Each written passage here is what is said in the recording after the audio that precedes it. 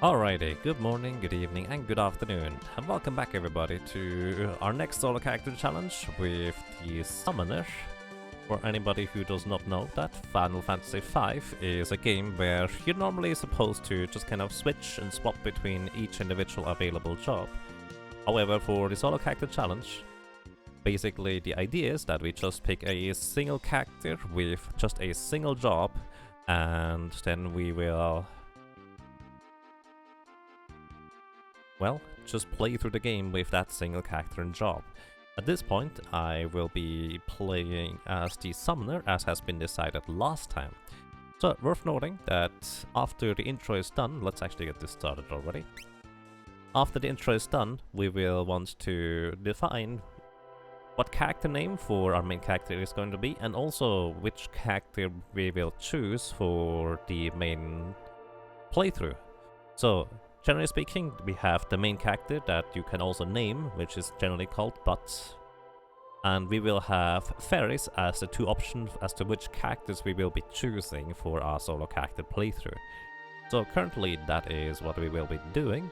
So if you'd like to choose which character we will be playing as, let me really quick reset the raffle.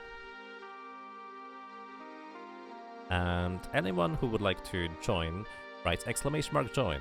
So the three things that you can choose is the name of the character, then the second winner will be choosing, the first person to choose or win will be choosing whether we will be playing as Butts or as Ferris. The second person to win will be telling us what the name is going to be of the character, and the third person to choose can tell us a general color as to what the background window color should be. We're not going to take anything extreme or something that hurts the eye, so basically the background color will be within reason. So anybody who would like to define any of those things, write !join in chat, so we can pick the winner for the raffle. Yeah, I was dropping frames until just now. 737.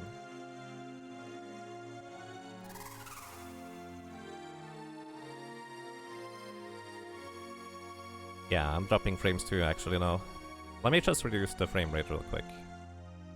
Or bitrate, I guess.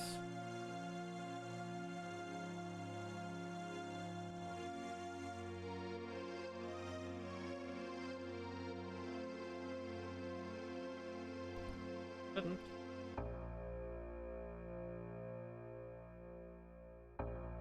Oh yeah, it's better now. Okay, you didn't really miss anything.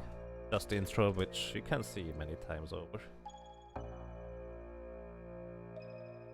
Oh, the kitty left me. Oh no. Oh yeah, anybody who would like to tell us what we, whether we choose Ferris or Butts. Ferris the blue-haired lady or Butts the strapping your man that is normally the hero of the game. And the reason why we have just a choice between those two, for anybody who is curious, is because those are the ones that miss out on the least amount of battles overall. Butts is actually only not present in one battle that is played by solo Galaf, and that battle is supposed to be nothing too difficult in the first place, so I'm not considering it to be much of a boss. And the other one, for Ferris, she's only missing one more battle, and that battle is against the Antline at the beginning of World 3. Generally speaking, you could consider Antline a boss, but at the same time he's more annoying rather than anything particularly dangerous after you have literally defeated one of the biggest roadblocks in the entire game. So there's that too.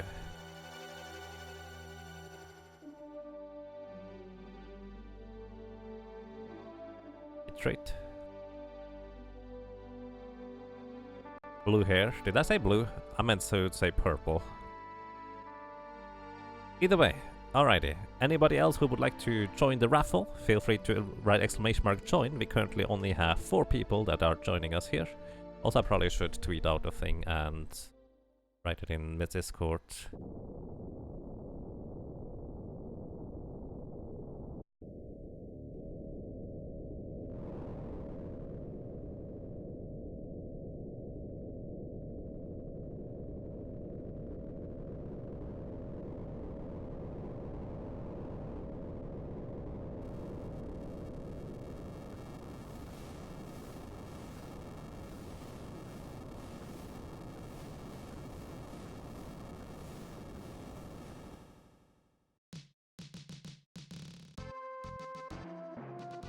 Alrighty, I'm almost done with doing this. Alrighty, so. Alrighty, we only have 4 participants for once. To be fair, normally I do these kinds of raffles at the end of a regular run where people are more interested in Final Fantasy V. So, right now we have participants Silesium, Silvermoon, PMA04SNB, and CG Rifters. Give me a second.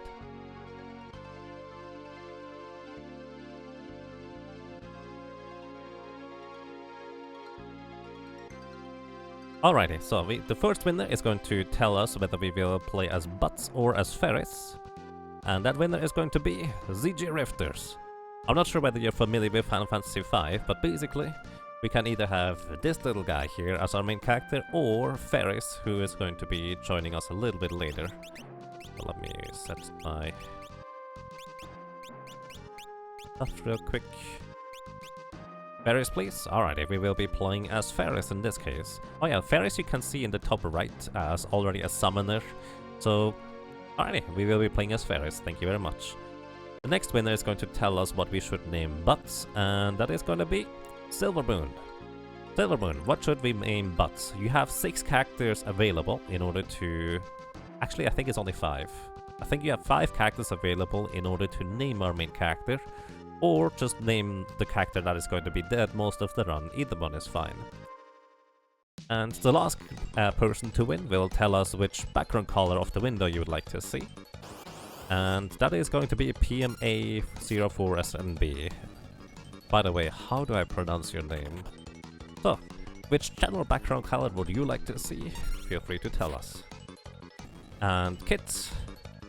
Alrighty, we will be naming Butts Kit, who is going to be sleeping most of the time. That's okay.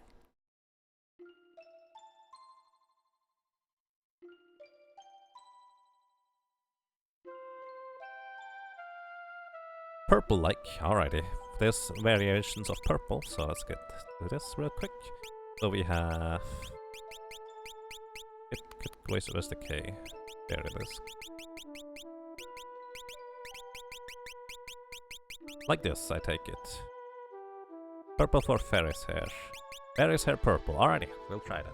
Alrighty, so thank you very much guys for participating in the raffle and also joining in this. I really appreciate that. I know a lot of people were just here for Baba issue, but my brain is melt, so I need something a bit simpler. I tend to just try and commentate as much as possible. So as soon as we get started with the challenge, we will have plenty of time to, well, kind of define as to what else there will be, because let me tell you, this is going to be a really slow start. I need my Firefox in order to have the spreadsheet open on the side.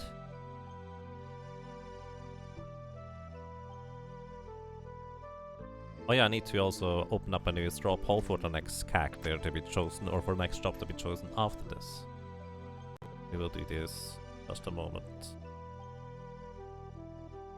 So before I go here, let's go for... Actually, I'm gonna change the window color after we get Ferris, so I have a reference as in how purple Ferris' hair is. So... here we go. You have... copy a character template. Just duplicate over here.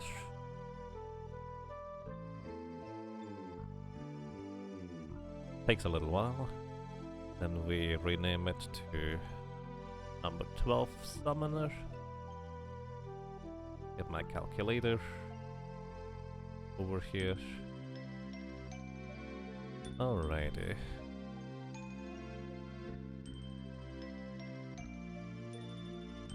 Okay, for anybody who does not necessarily know the story of Final Fantasy V, it's kind of a very simple one overall. Basically, you start with this little guy here called Butts, and he meets Lena and Galuf here along the way. And Lena and Galuf are both apparently on their way to visit the Wind Shrine. And, well, Butts, he just kind of decides to take a route that more or less leads him right after them. And it just so happens that they get ambushed by more goblins and then decide to subsequently, well, travel alongside each other instead.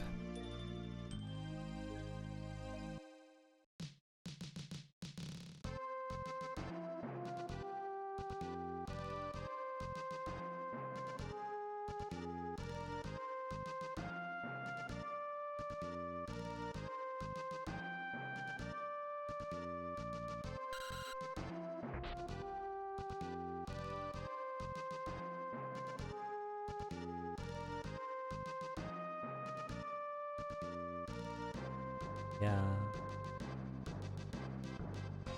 Alright, I need to talk not quite as loud this time around because I'm getting picked up by Kishiro's microphone, so...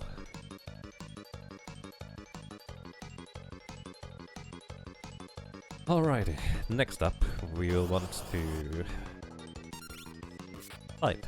So the fights in Final Fantasy V are pretty simple. You have about ATB at the bottom right, which is the action time bar, and once it's full you can take an action and attack the goblins. Basically each character and shop and class has a different speed, and it is kind of represented by how far the ATB is set at the beginning or after you take a move. So we will reach level 2 here as the bot solo character, and there's not really anything we can do about that. You thought you had played 1 through 9, but realized you missed Final Fantasy V. Final Fantasy V is really intriguing in my opinion. Basically, it allows you to just pick and choose your jobs of all 4 characters in your party at any point and just switch and change them up. The idea is normally that you, let's say, master a certain job to a certain degree and then switch over to another job class and give that other job class whatever you have just mastered from the previous job class. For example, let's say I start as a Black Mage and master Black Mage, and then I want to have actually a healer for my group, so I choose a White Mage. And with the White Mage I will be able to subsequently equip the Black Magic ability, and with that Black Magic ability I can then on that character cast both White and Black Magic. Or I could just make a Knight instead and then have a Knight cast Black Magic. Stuff like that is all reasonably doable and also possible. However, solo character challenge, we'll choose to take one character and one single job, and then we try to run through the game with it.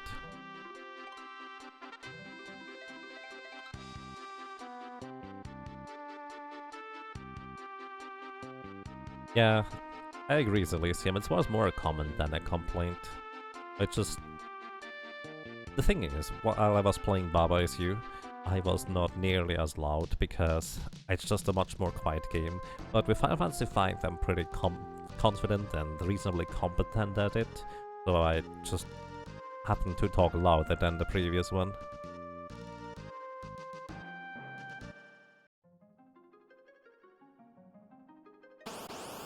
Actually, I don't know, have you heard her today at all? So, of course, these are not our main characters, so we will be just running away for now.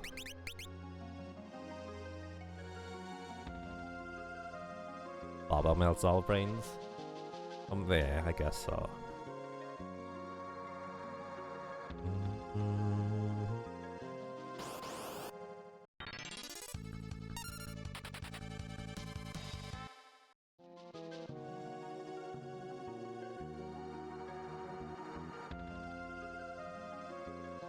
Alrighty, so... Okay. Let's actually switch over to the other scene, which I hope is gonna be fine. Yeah, that actually looks quite alright. Alrighty, well, I'm just kind of walking through the introduction here until we finally arrive where we pick up our main character Ferris and start grinding, because that is something we'll have to do. Let me explain something real quick about the very first real boss that is going to be coming up that we will struggle with a lot, like a lot. And that first character that we will pick, that first boss that is a real problem, is called Carl Boss. The reason why Carl Boss is a problem is because it is absolutely not suited to be done or defeated by a solo character. The reason for this is simple. He has 3 different things he can do. He can either just attack regularly, he can use Tail Screw. Tail Screw is a move that puts the target character into critical HP. There's a very slight chance that Tail Screw will miss as an attack because of resistances and level differences and such, but that chance is very tiny. And then we have Specialty, which kind of makes this entire thing a nightmare. Specialty is just a regular attack, but on top of that, it paralyzes your character. And paralyze on a solo character is a real nightmare, because you are stunned for about 3 turns. You can't do anything for 3 turns. Which means the boss gets 3 more turns afterwards, and there's not really anything we can do about that at all. So that means if he just uses his stun attack, which he has a 2 in 3 chance to use in the very first turn, then subsequently decides to use a tail screw to put us into critical HP. Critical HP, by the way, means less than 10. And then decides to just attack or use another specialty attack, because both of those will actually deal damage. We are just straight up dead. So, effectively, in order for us to beat this very first boss, we just have to get lucky. Like, there's really no way around it. And in order to minimize how lucky we need to get, we want to minimize how many attacks we need in order to defeat Carl Boss. So as a summoner, we are supposed to have summon magic, right? Well, the problem with that is actually that we don't get summon magic until the third town actually. So that kind of poses the problem that we need to defeat Carl Boss as basically a mage type character with just our little dagger. And that is going to be, well, requiring a lot of luck. That is the wrong tab I'm switching to. So, we do have a calculator over here, with which I can basically type in Carl Boss stats over here. And let's see. We have Carl Boss having about 650 HP exactly. Speed is whatever, he has 0 defense for all intents and purposes. And our weapon of choice will be a dagger, because that's literally how good it can be. Our weapon attack, I believe, is 14. I'm not entirely sure about that, we will see that soon. Equipment weight doesn't matter for us for now. And strength, agility, and spell power, we will want to type in as soon as we turn Ferris into a summoner. So I don't know those yet. But this is kind of the gist of, we want to figure out how many attacks do we need to kill our boss. And we want to reach a certain level threshold where we are grinding for a while, but not too long, and have a reasonable amount of success against him. I believe the standard way of any character, a reasonable number of attacks in order to defeat the Carl Boss is 7. You still need to get really lucky, like it's about a 5% chance to win, I would guess. Without having done any calculation about probability in that case. But it just kind of feels like it's relatively unlikely still, but still somewhat reasonable that we should get it within like half an hour to an hour.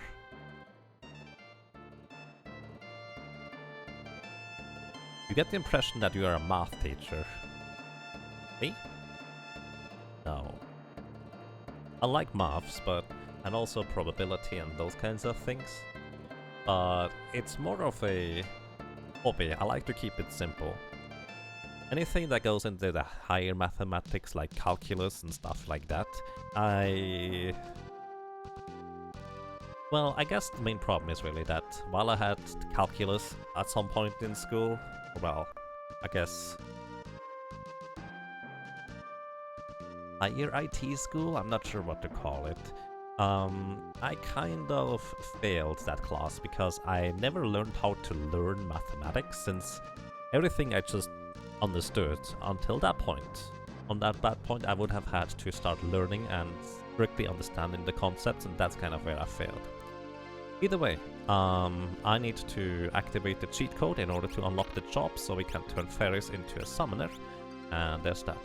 For anybody who does not know, currently I'm playing on emulator. I need to unlock the jobs before the first boss, as soon as we get control in front of the wind shrine. So, in order to unlock the jobs early, we use cheat codes. That's literally the only thing we use a cheat code for. Now the problem is, I don't remember where I had those cheat codes. So hopefully I find them quick enough, otherwise it's gonna be rather awkward. So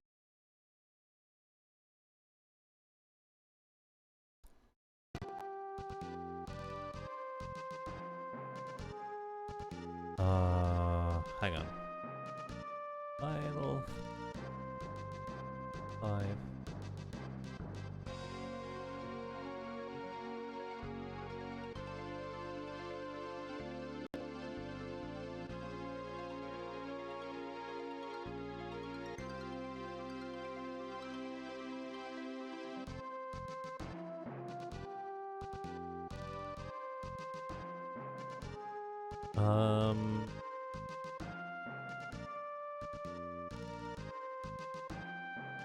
Where is it?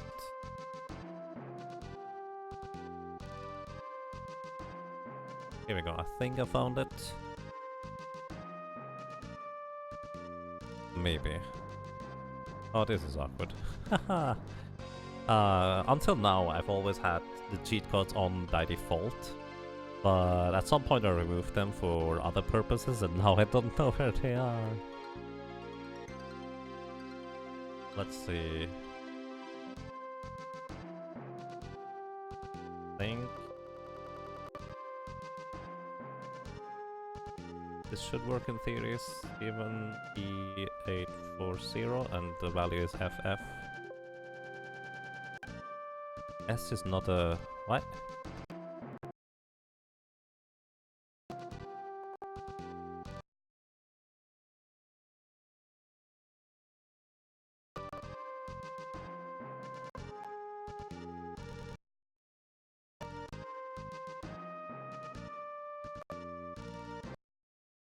FFF.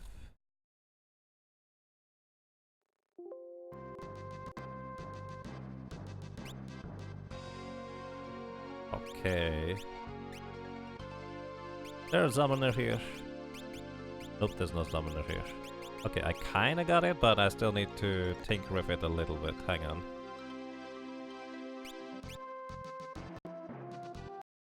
So, what is the maximum value of an 8-byte character? So that is 6,535, if I'm not mistaken. So, no, maybe. There we go. Alright. We got it. Okay. So here... sure.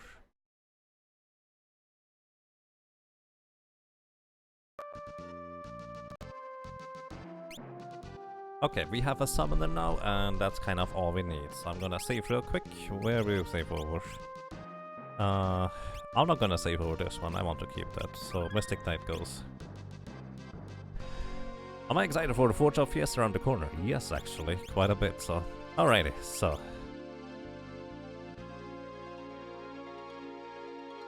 Okay, let's take a look at the stats. So, as a summoner, we unfortunately have more or less the lowest possible strength score of, well, any job there is. So that means we actually have to reach a bit of a higher level in order to reach the threshold of attacks.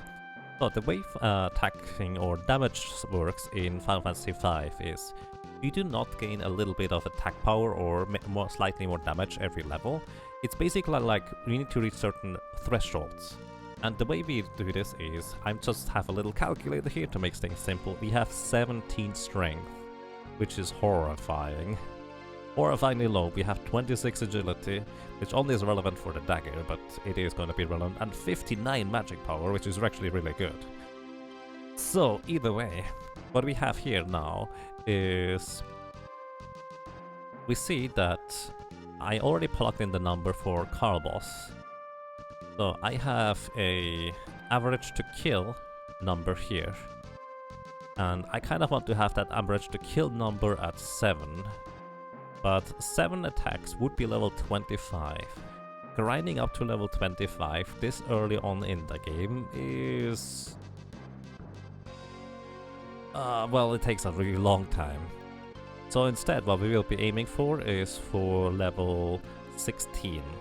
16 is going to be, well, the next best level variable that we can go for, because 16 will be 9 attacks to kill Carboss, which is not particularly good odds. Actually, it's kind of really low odds, but it probably beats having to level up to level 25, where we have 7 attacks. So, yeah. Okay, in this case, level 16 is going to be our leveling goal. To explain how this works is, basically you take strength and multiply it with some stuff in order to get the base attack modifier. So this modifier here, every time this reaches a new value, you deal a bit more damage. So you deal more damage after level 5, because it goes from 2 to 3. From level 7 to 8, you go from 3 to 4. And from level 9 to 10, you go from 4 to 3. So actually you lose damage from level 9 to 10. And the reason for that is actually kind of a really strange one. The reason is because Dagger is supposed to somewhat scale with agility, but instead what it does, it either gives you +1 to the modifier or it doesn't. And it kind of oscillates between whether it gives you that or not, based on your agility and your level. So it just turns out that level 9 you do get the additional attack modifier for agility, but you lose it at level 10. And then you regain it at level 15, and at level 16 we gain another modifier through strength. Or the other way around. Either way, level 16 is going to be our goal, and this is going to be a pretty rough start, I would say. But that is going to be what we will be doing.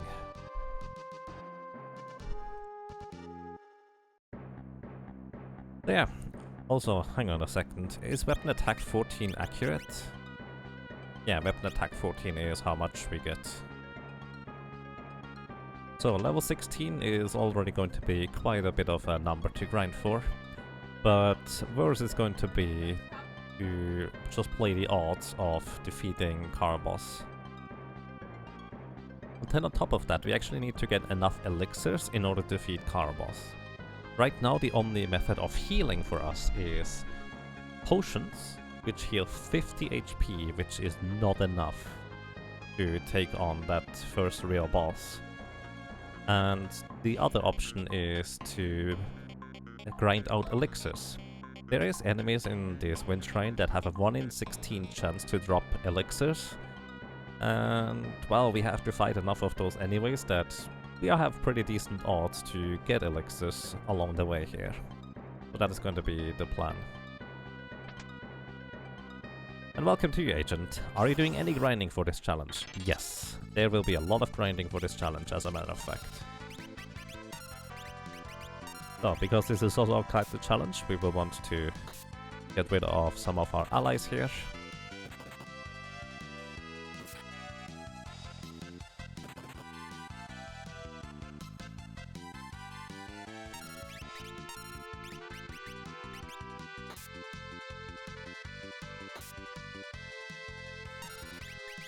And that's that. So, at this point I'm just gonna run away.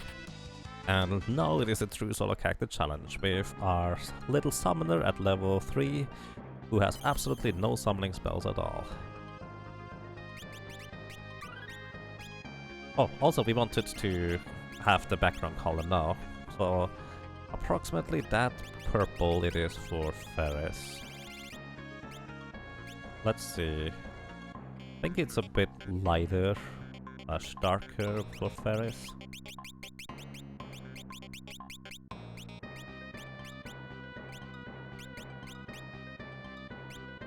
Like this? Is okay for background color? Or would you like to change it up slightly? Oh, 35 deaths. Yeah, I forgot to reset the death counter. Thank you for the heads up. We are currently at 0 deaths. The record in terms of bow speed and death counter is actually Blue Mage so far.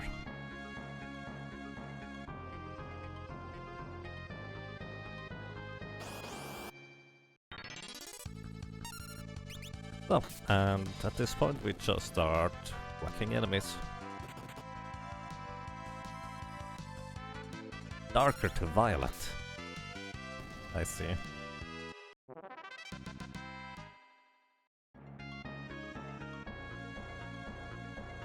Alrighty, on this very first floor here, enemies have easier formations to deal with, and I will probably stick around here until we hit like level 5 or level 6. Because one floor higher, there is encounters with up to 3 enemies, And we don't exactly have all that much survivability chance against groups of enemies of, well, that magnitude yet. So I will want to be like level 5 or level 6 before we go upstairs. You don't have to, you can immediately go up there, but I just prefer not dying. Char is solo, Chop is summon, Yaga is win? Not yet, Yaga is win eventually. So, we have potions which heal for 50 HP, which is really not much. And we'll kind of have to work with that. Okay, this is one of the groups that can also appear at the top. Now worth noting that this snake here can paralyze us, so we would like to take it out first. But the problem with this is that I don't deal enough damage to hit into the back row. Oh, entangle miss, nice. Hit into the back row for enough damage to kill it in one swing. So I kind of have to stick to killing the enemies in the front first. Final Fantasy V has basically a row system, so I can put my character in the back or the front row, and that affects the physical damage. Magical damage or abilities, generally speaking, are unaffected by that. But right now I'm in the front row in order to deal more damage with my dagger. And basically, if I were to stay in the back row myself, or the enemies in the back row, like this snake apparently is in the back row, which I didn't realize until now, I will not be able to finish off that snake in just one hit. Once I reach higher levels and have more attack damage, I would be able to one-shot them with more ease. Alrighty, we currently reached level 6. And I have news that at level 8 we will be able to probably one-shot the enemies in the back row. So there's that. Yeah, it's Ferris, with an A by the way. Also welcome to you, Profness, I hope you're doing well. I did update the title and game, right? I hope I did anyways. So here is a broadsword. Broadsword is not gonna do a whole lot for us. But I'm going to be here for a short while. This is the first, well, mini-boss I like to call it. This is not the real boss yet, this is not the problem. That guy only has 250 HP and we should be able to take him out within short order. But it's gonna be easier to take him out once I have a bit more maximum HP. So I will want to kind of tackle him once I reach level 8. That is going to be my current goal.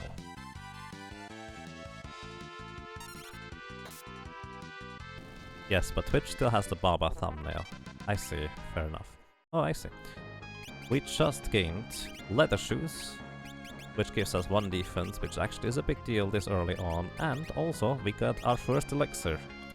Those Moldwind enemies, the weird flying snake thingies, the grey ones, they have a 1 in 16 chance to drop elixirs, and for that matter the goblins have a 1 in 16 chance to drop leather shoes. So, got pretty lucky to get both of those in one fight, I guess. Also, those black goblins, they are level 7, and the reason why it's relevant what level they are is that if I'm level 7 and they are level 7, and they attack me with their special ability called Goblin Punch, that Goblin Punch is going to deal 8 times damage and ignore my defense. So it's actually pretty crazy ridiculous how much damage those black goblins can do with Goblin Punch. Basically right now I'm level 7 and now I need to be really wary of the goblins attacking us with Goblin Punch. So in order to reduce the amount of goblins I encounter, I'm actually going to go upstairs, where there's a maximum of 1 goblin in any given fight. I can take those out first. Which summon is the most useful except Bahamut? Bahamut is actually not going to be used all that much, interestingly enough. Oh, right, we still don't one-shot them. And I get entangled. I just saved, so... that. So, the summons in the end game that are going to be the most useful are going to be Golem, because Golem effectively reduces the damage we take from physical attacks to 0. And the second most useful one is going to be Sildra, because Sildra actually deals more damage on most bosses than Bahamut. And the reason for that is because Sildra is wind element, and you can boost your wind element magic attack power by 50%, whereas Bahamut is neutral element, and even though it pierces magic defense to an extent, because it does not get the 50% boost, it actually deals less damage than Sildra on pretty much every boss.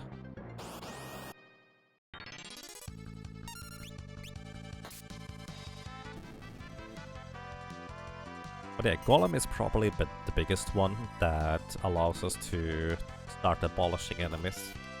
Other than that, Titan, once we get Titan, will be our bread and butter ability or summon until we reach, well, actually, World 3, interesting enough.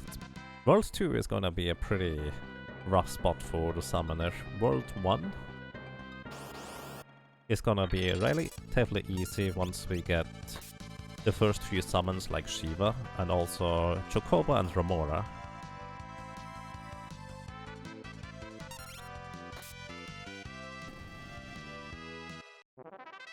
Yeah, an optional challenge that I will take on as the summoner will be that I'm going to get all the summons.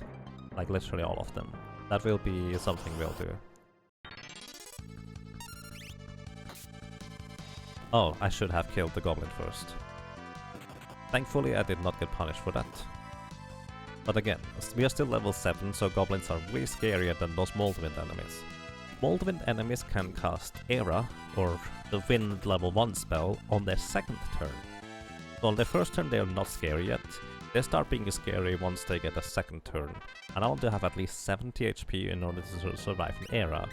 But on the other hand, a goblin will deal way more damage than that with Goblin Punch.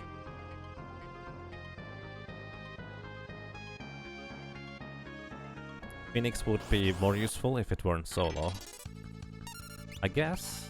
I actually don't know how good Phoenix is for damage purposes.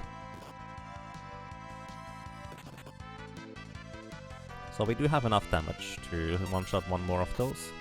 So this is kind of my favorite encounter, because each one of those has a 1 in 16 ouch chance to drop us an elixir.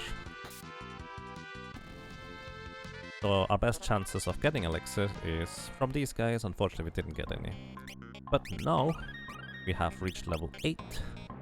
And with level 8 we no longer have to worry so much about the black goblins. With level 8 we will also now finally deal more damage, and we will be able to one-shot enemies in the back row and focus on the enemies that are generally more scary, such as the snakes that can paralyze us, these ones.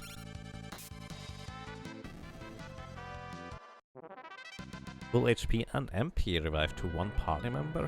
Interesting. I thought it was your entire team. But yeah, Phoenix we will pretty much not get to use really. As a matter of fact, I've never actually used Phoenix at all.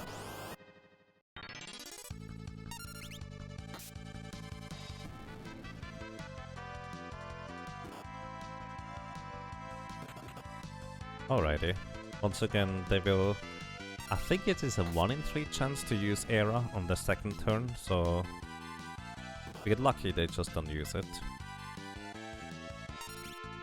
99 MP, that's pretty crazy. Alright, still no elixirs. Alrighty. We have one portion left, and that is hopefully gonna be enough to take out this guy. So this is the very first, well, mini-boss. This is Wing Raptor.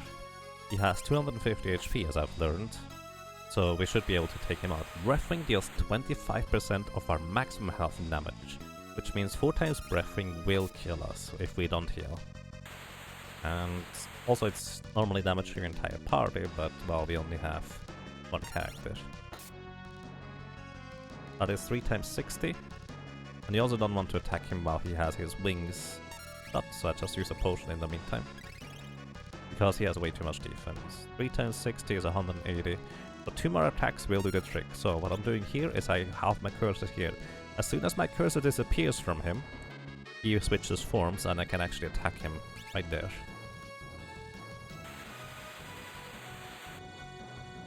So, and one more attack after this should do the trick in order to defeat him.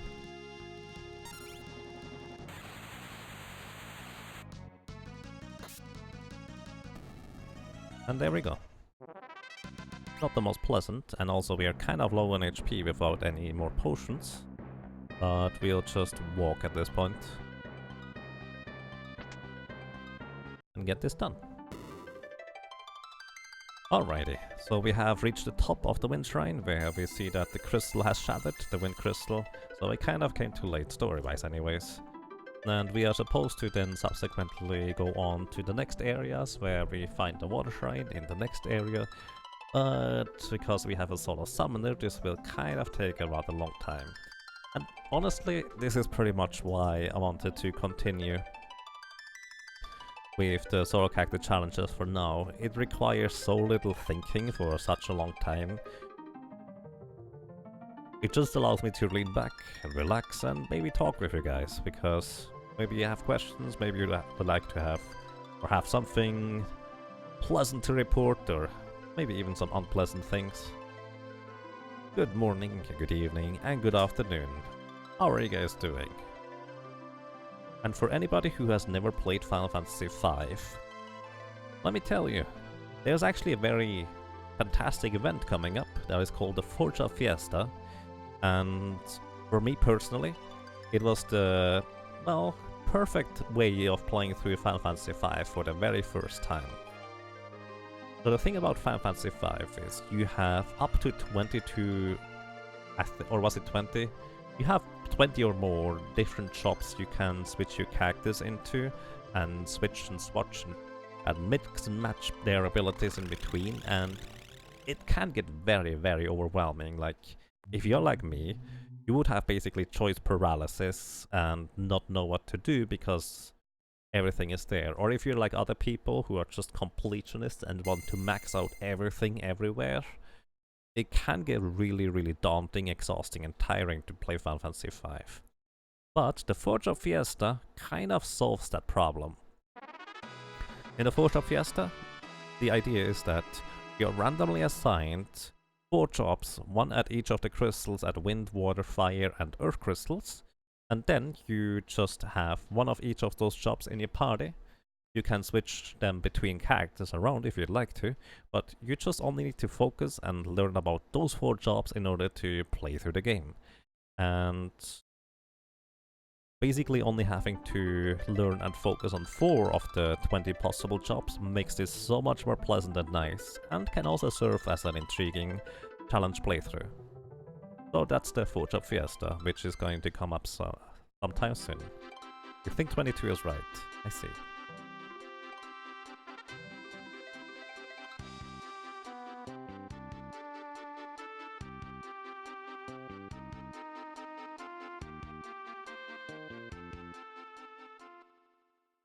Also worth noting, I will be part of the opening race. Basically, Forge of Fiesta, you can just play it right now yourself that way if you'd like to. There's websites that allow you to randomly assign the jobs.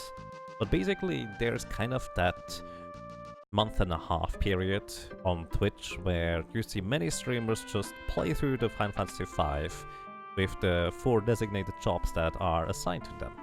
And, well, this is basically what I call the Forge of Fiesta season, and that event will start soon. It can be really motivating and also intriguing to see how other people struggle through the game or work through the game, and also get hints and tips and tricks from the other people, because Final Fantasy V has a lot of rather intricate and maybe not so obvious mechanics associated with it. So there's that. And well, during the Forge of Fiesta, you will be able to just hop onto Twitch more or less at any point in the day and get some inspiration or ideas, or maybe just enjoy other people struggle through the game themselves with their 4 designated jobs. There's also various types of mods or modifications you can do to your job, stuff like that. It's kind of nice. You would totally participate in Forge of Fiesta if they had this game. So let's put it this way, there is a Steam version which, what I've heard, is not horrible anymore. Like, it's actually pretty serviceable, so the Steam version is usually available to most people. Aside from that,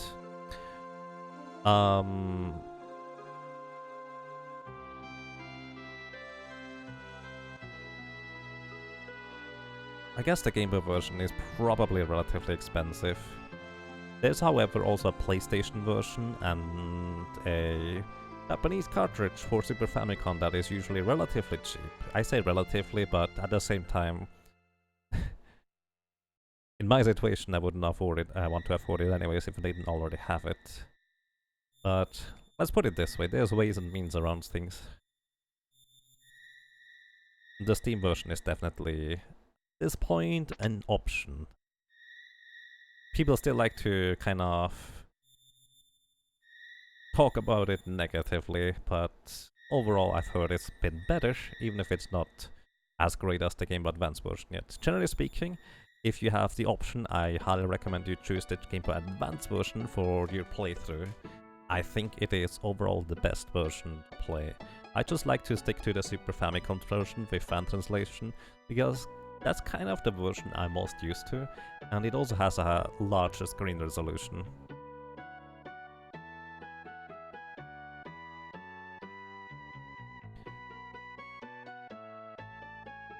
Also, Rifter, sorry, I kind of missed that question earlier. Is that the first boss there? I like to call it a mini-boss. Wing Raptor basically just introduces you to the concept of this is an active time battle, and stuff can happen where you have to just kind of adapt in the middle of the battle for various purposes. It's more of a mini-boss rather than a real boss. Did this not come out on the SNES?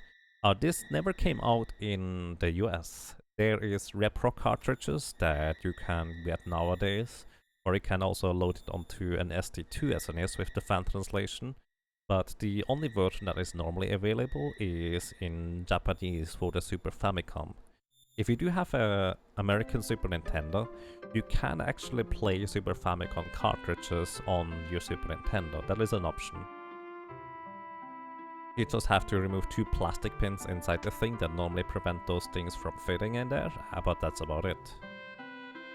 But yeah, it never technically came out on the Super Nintendo, only for the Super Famicom, which is the Japanese Super Nintendo. Which, well, still works really. So, I'm going to go ahead and sell a bunch of items in order to make space.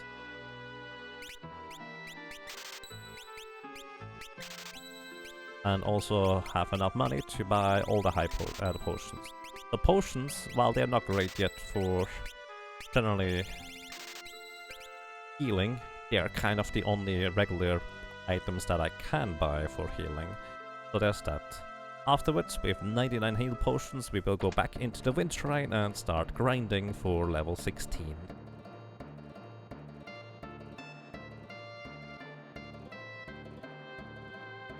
I see.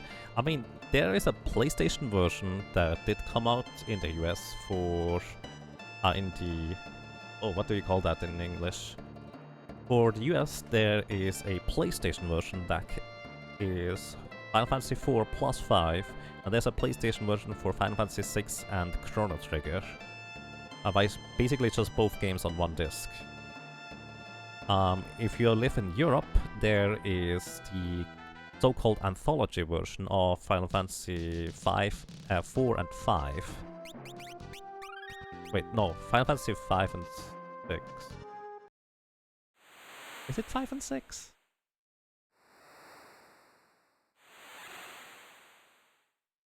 Yeah, I think Europe only got Final Fantasy 5 and 6 on the anthology version, whereas America got 4 and 5 as anthology, and Final Fantasy 6 and Chrono Trigger as whatever the other thing is called.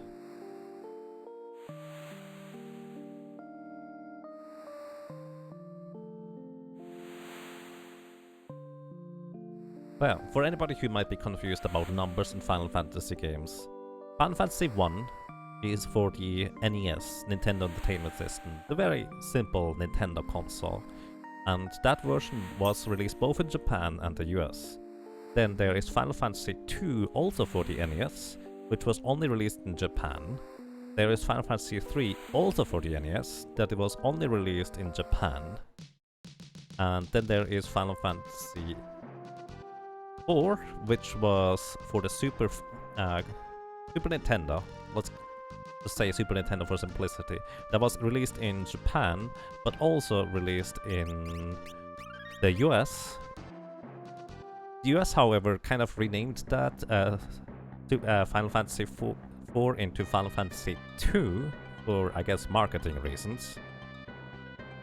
And that's kind of where usually the confusion stems from. So Final Fantasy IV is for the Super Nintendo, rather than anything else. I'm gonna give Galuf the broadsword so he deals a bit more damage to himself.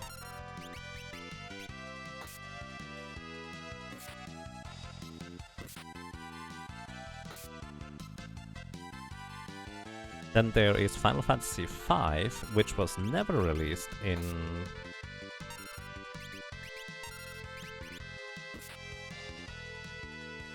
the US, and only was ever released in Japan for the Super Famicom. It did kind of get a re-release for the PlayStation with, let's put it this way, the Final Fantasy V PlayStation translation, or well,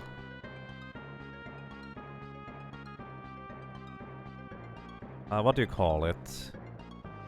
Port.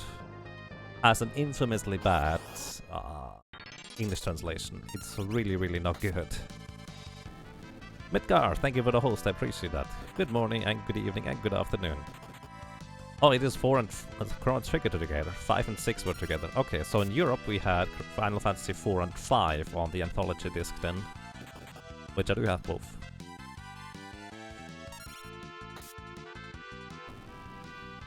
It's not a stupid question, PMA 04 SNB.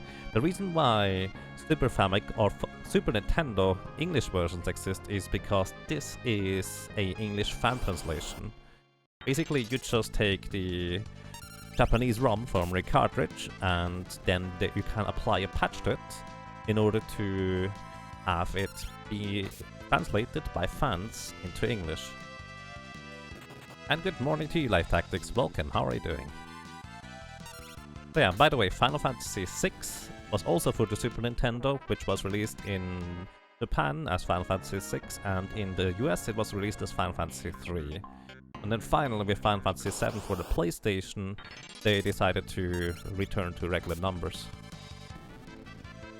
But this here is a fan translation. I'm right now playing a fan translation of the game, which, by the way, I've recently read a Kotaku article that kind of describes this fan translation here as pretty much one of the most influential ones of, well, fan translation history, because, let's put it this way, I think the gist of what that article talked about is that before Final Fantasy IV, before Final Fantasy V fan translation, there were various fan translations of other games flying around, but those fan translations, generally speaking, were rather questionable, to say the least. Questionable because what the people did in order to fan translate was just take the Japanese text and basically literally replace it with English text without much addition and better font spacing, etc. So, in other words, the fan translations up to that point, if there were any, looked very, very rough. Final Fantasy V had the first time where a dedicated team of, well, people decided to not just translate the game, but also basically modify the coding so the text and everything else would be properly localized. So it's not just a fan translation, it's also a localization to make the English text actually properly work with the entire game. And that's kind of why Final Fantasy V is such a big deal for fan translation. It is literally the first time people didn't just localize or change stuff up in the text. They also changed font spacing, font width, and how stuff is displayed. They basically recoded the game to an extent in order for it to be properly usable and visually pleasing as a fan translation. You're very pleased to see the solo challenges. I'm glad you like those life tactics. I should have attacked the snake first. I actually tried to attack the snake first, but I pressed down instead of left, and that didn't work.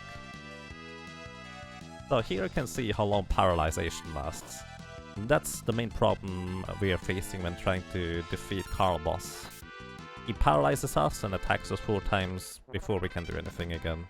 And we just need to get lucky that he either doesn't paralyze us, or if he paralyzes us, he doesn't instantly kill us.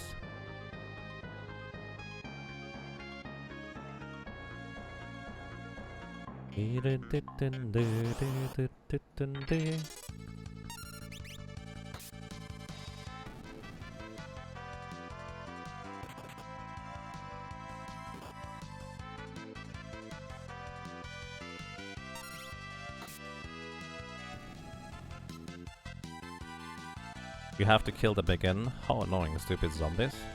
Wait, where? What level are we now? We are currently level 9, if I'm not mistaken, yeah. Level 9, and to the next level we need 146 more experience.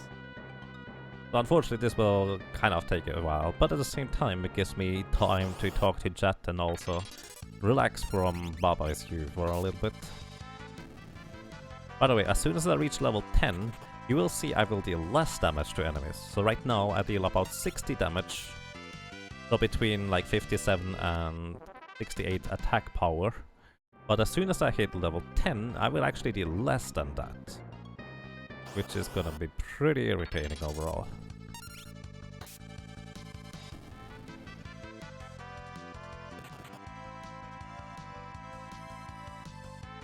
Oh, you were observing that you had to kill your party again and call them zombies for standing up. Yeah, basically, there is various cutscenes that just give you a full heal, because you effectively just rested at an inn, which removes all status effects and fully heals your party. There's also cheat codes that you could use in order to keep your party members just dead, or laying on the floor, but I like to just keep it as simple as possible. And for the most part, it's not that big of a deal, and there's not that many cutscene heals either. The biggest annoyance really is for having to kill them again is after you, let's say, use a tent or a cabin in order to recover your spell points. So wait, what does a summoner do before Ifrit Shiva? You hit enemies with a dagger. Well, actually, more specifically, there is actually summons before Shiva. And those summons are called Remora, Sylph and Chocobo. Those are very, very basic summons that you pretty much never really see anybody use, because they are kinda weak and fall off super quickly. But I will be able to get access to those summons after the 3rd boss. Until then, we just hit enemies with the dagger. Do you know why the modifier goes down on some levels? Yes, I do. Well, let's put it this way, I'm not entirely... Oh, there we go. We just leveled up to level 10, which means now I deal less damage, which means the enemies in the back row I can no longer one-shot, because I deal less damage. Oh, come on. Back attack is a 1 in 16 chance. That's pretty unlucky. Either way, the reason why damage goes down is effectively what people call the agility bug formula. So daggers, spells, bows, and a few other weapons are supposed to take agility into account in order to determine how much damage you deal with those weapons. However, for some reason there's a bug in the formula, which instead of the agility being straight up calculated for how much your attack power is modified by, it will instead only take the top 2 bits, I think, of the number and add those to the dagger. What it effectively results in is that you either get a +1 to your attack modifier or you don't. And that's kind of the short version. Half of your levels you will get +1 to your dagger attack power, and the other half you just don't have it. And because at level 9 I did have +1 to my attack modifier, and at level 10 I did not have it anymore, that's why my damage got reduced, basically. So it's not like it goes down, you just either gain or don't gain the attack modifier of the agility variable. still better than the waste of bits that was the original Final Fantasy 1 Thief. Yeah. Unfortunately, the Final Fantasy 1 Thief kind of got the short end of the stick. It's true. So, there's actually one weapon that has... Is it two? It might be two. There was actually one weapon that uses a certain other attack formula that is actually what is probably supposed to be the intended and correct formula for daggers. And that dagger is the chicken knife. And with the correct formula, with the chicken knife, you effectively have agility being considered the same level of attack power increase as strength. As it is with the broken dagger formula, you gain only a fraction of your attack power through strength, through agility, and everything else goes through strength. But with the correct and functioning dagger formula, you effectively would gain a lot more attack power thanks to agility. And agility would be basically equivalent to strength in terms of just raw damage output. Which unfortunately for the Thief in Final Fantasy V here means that Thief does a lot less damage than it should, because it has so much agility and almost no strength.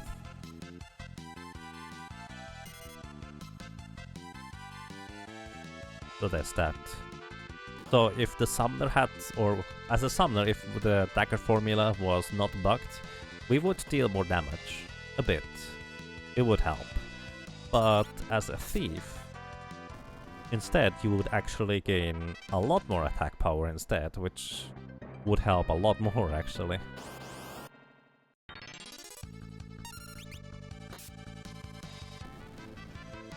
But yeah, as it stands, on some levels you gain the attack modifier for agility, at some levels you don't have it anymore. The next time I regain my attack modifier, or gain another attack modifier +1, is at level 15, and then at level 16 I regain my agility attack modifier. So I think anyways, at level 15 I gain +1 thanks to having reached the next threshold for strength, and at level 15 I get +1 for reaching the next threshold of strength, and at level 16 I regain the attack modifier for the dagger.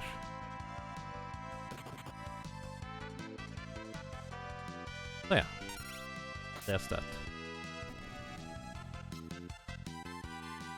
We still kind of are looking for more elixirs, so these encounters with 3 Moldwins are pretty much our best bet for getting elixirs, because as silly as it might seem, in the fight against Carboss, we want to waste as little as possible time healing up with regular means, which is potions for 50 health at pop, and just heal all the way to full through an elixir in order to get back to attacking as quick as possible. Because the probability of our boss killing us with each individual sequence of turns is too high to mess around with healing through regular potions, because we still need to hit him 9 times in order to kill him. Unless we level up to, what was it, level 25? Yeah, unless we level up to level 25, then we would only need 6 attacks to kill him.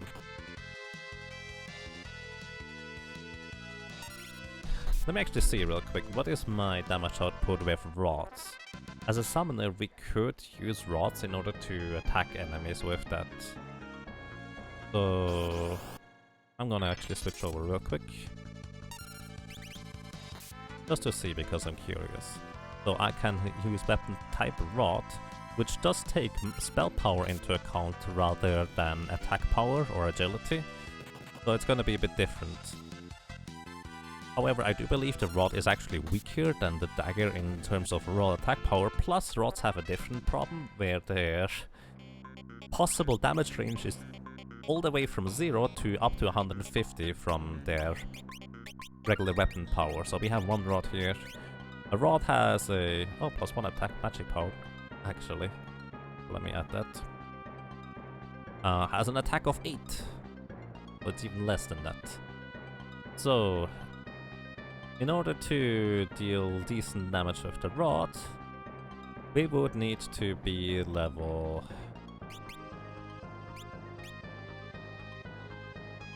Oh, that's not even enough. We would basically need to be level 30 in order to kill Carl Boss on average with a rod. The same we kill Carl Boss on average with a dagger at level 16.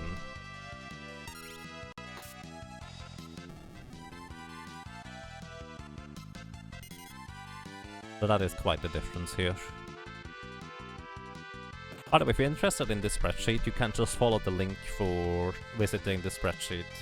It's basically something I kind of has organically grown, I would like to say, as I've just expanded it more and more and more, and we also have a page now for the summoner, or a tab. Hey Lamberguy, welcome to you, how are you doing? Good morning, good evening, and good afternoon. Delicious recursion.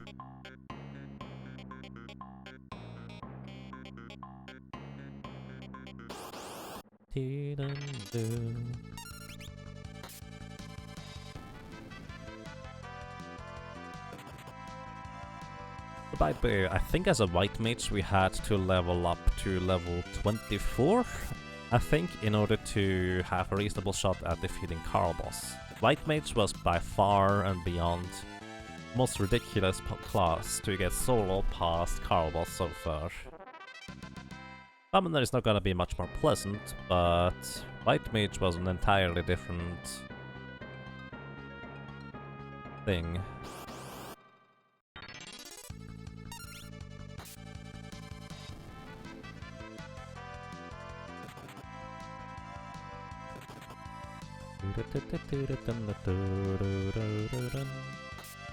I'm looking to get about 6 or 7 elixirs in order to get past the early game here.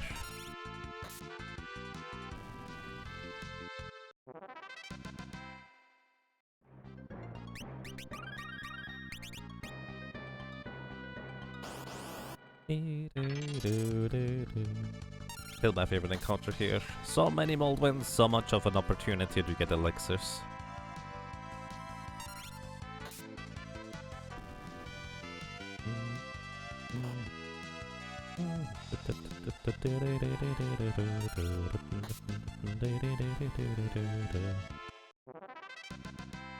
We just learned summon level 2. Huh, that's gonna be interesting.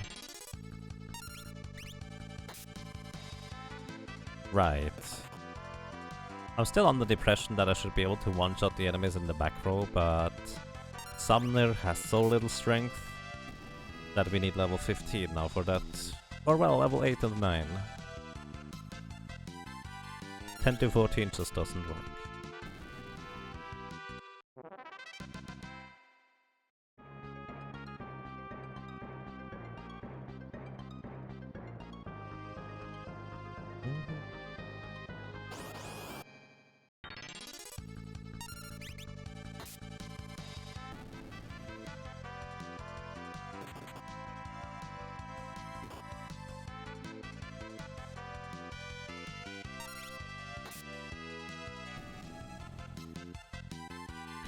Once we are past the early stages of the game here, it's going to become a lot easier.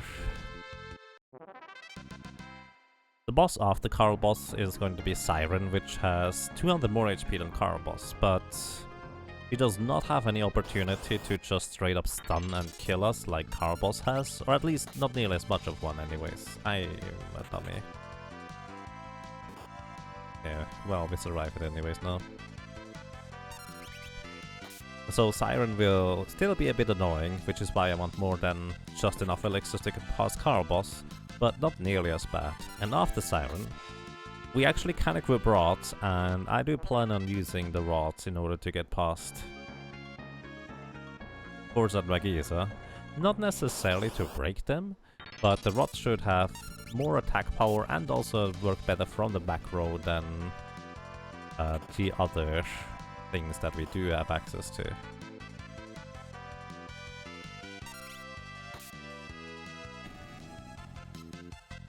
as usual in solo character challenges, I do tend to go with the idea of, while I kind of try to avoid breaking rods because it's kind of a cheesy method, I will absolutely resort and use that if it turns out that any other method is going to be too tedious or irritating or annoying, because after all, being able to equip rods is kind of an ability in itself as well. So you could call it cheap, but at the same time it is part of the skill set of a summoner to be able to equip rods. So I might just take advantage of that. And J. Cleave, thank you! Thank you so much for 2 rounds in a row support. Welcome back to you. Well, I'm glad you enjoy your stay. Thank you so much. How are you doing, if I may ask? What do you think is going to be the biggest block? Atmos? World 2 X-Death? Carl Boss. Honestly, Carl Boss, the upcoming boss here, is the biggest roadblock. X-Death at the end of Worlds 2 is gonna be a bit of a hassle to get past, no question. But I think it's not going to be nearly as bad as Carl Boss. Because for Carl Boss, we kind of have to slowly level our way to certain levels in order to be able to get more. At least for X-Death, if we have to level up a lot more, it will still be significantly faster thanks to us having access to area of effect damage and just waltzing down massive amounts of monsters to gain levels a lot quicker. So there's that. Hey Lunicloud, welcome to you as well. I hope you have a nice day. You're great! Nice. I'm glad you enjoy it, Jacqueline. I'm glad you enjoy it. Thank you for your kind words.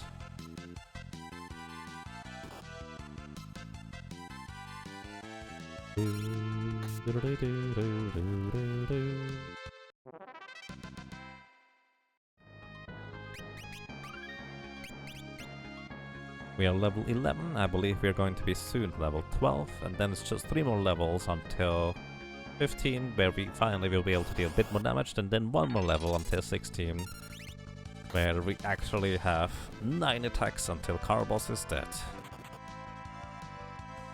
So interestingly enough, Summoner was the last kind of really difficult class remaining to get past Carboss, I would think.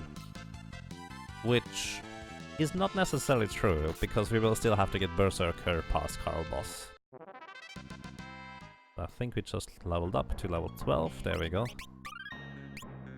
The higher level we are, the more maximum HP we have to play with, the less bad it's gonna be to get back attacked, or a lot less likely anyways to get killed through a back attack.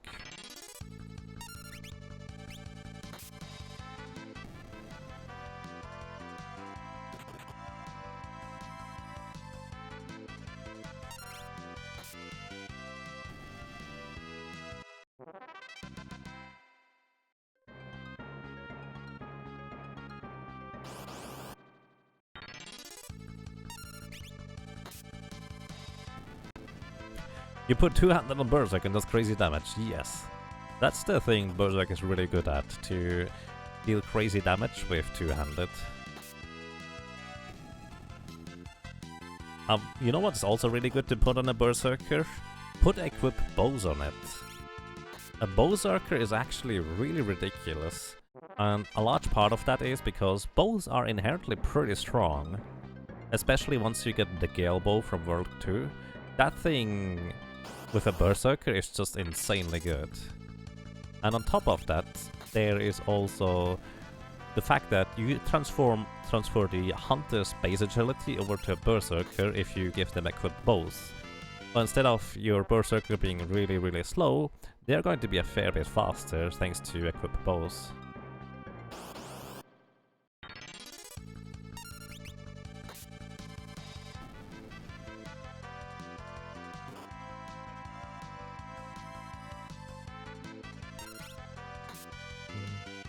Whip Circles are actually also kinda okay. Not as good as Berserkers, but whips are nice. I guess it kind of depends on which version of the game you're playing. If you're playing the Super Famicom version or Game Boy Advance version, then Berserkers target anything. if you're playing the Steam version, Berserkers only ever target the enemy that is in the very front row. So, in the Super Famicom version and also Game Boy Advance version, Berserkers often target enemies in the back row and only deal half damage because of it. Which, it's not gonna be half damage if they have a bow or a whip equipped, which is why Berserker or Whip Berserkers are actually pretty nice too.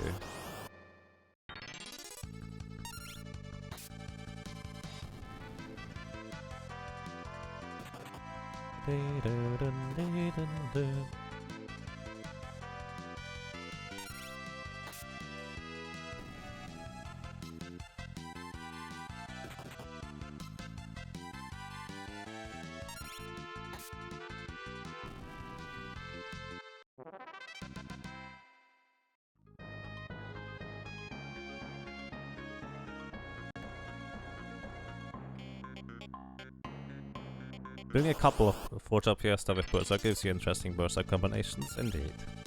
Honestly, Brawl or unarmed attacks from the Monk on the Berserker is also really interesting. I wouldn't say it's necessarily good, but it's kind of fun, to say the least. I like it.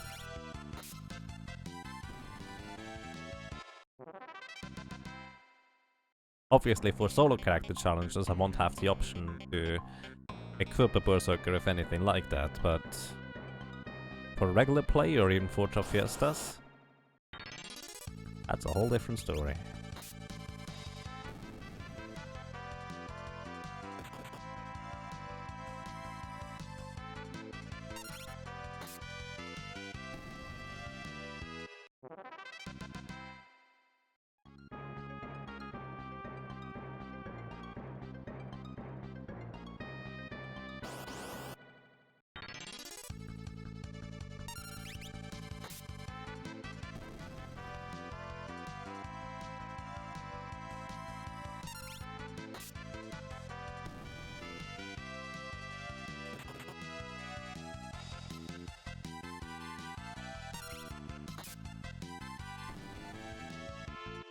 I'm starting to get really sleepy over here. I also should refill my water, so after the max battle I'm gonna take like a 2 to 3 minute break, stretch, get up and make sure I have enough water, because staying hydrated is kind of important.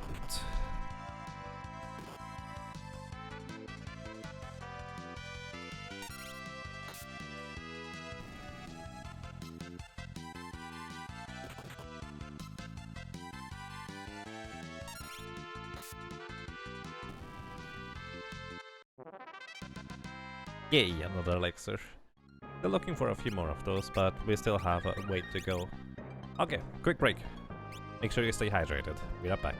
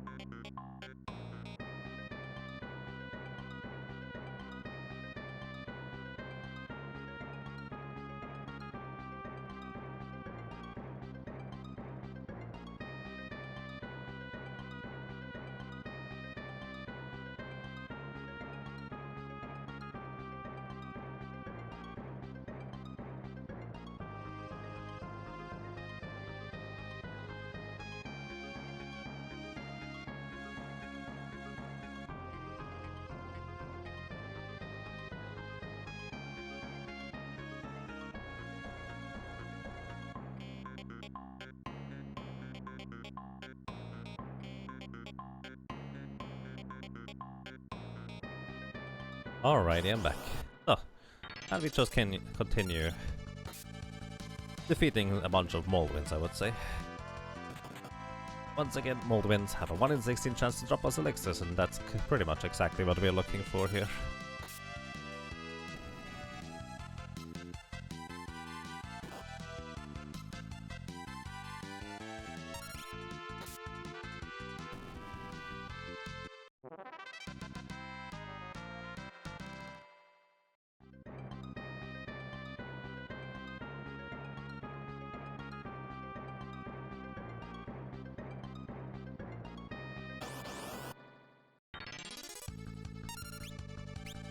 I will also want to go back and just save that we did get elixirs. Very, very unlikely, but it's always possible that we could just get into a back attack, the white snake paralyzes us forever and the other enemies just kill us eventually.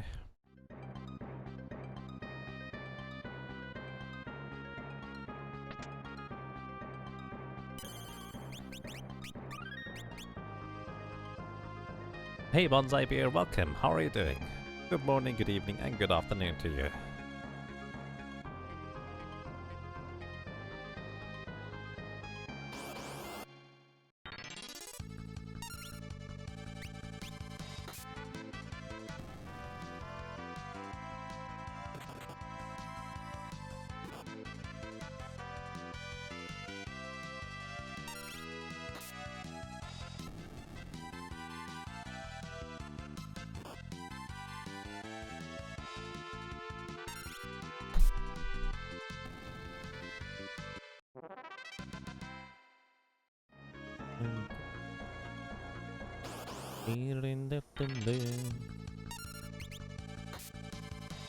It actually virtually doesn't matter whether I kill the Moldwind first or whether I kill the Black Goblin first. Actually, never mind, it does. On one hand, Moldwind does more physical damage than a Black Goblin, and on the other hand, if the White Snake paralyzes us in the very first turn, Moldwind would get the opportunity to use some arrow spells there. More leather shoes. Leather shoes are also a 1 in 16 drop chance by the Black Goblins. Instead of the shoes, we could have gotten another elixir. That would have been great. Did you actually take that break? Yes, I did. Welcome back to you. I basically got up, stretched, got some more water, and here we are. Okay, take care, CG Rifters. Thank you for participating so much in Baba Is You. It was pleasant to have you around, and maybe until next time. Take care.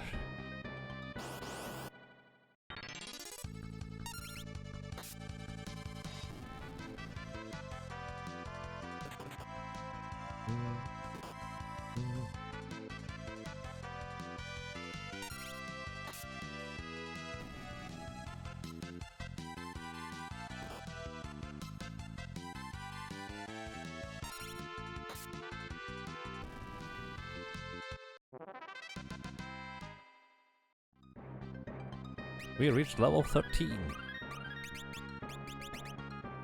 Just 3 more levels. Oh, we did get an elixir, so I probably should briefly deposit that into the safe.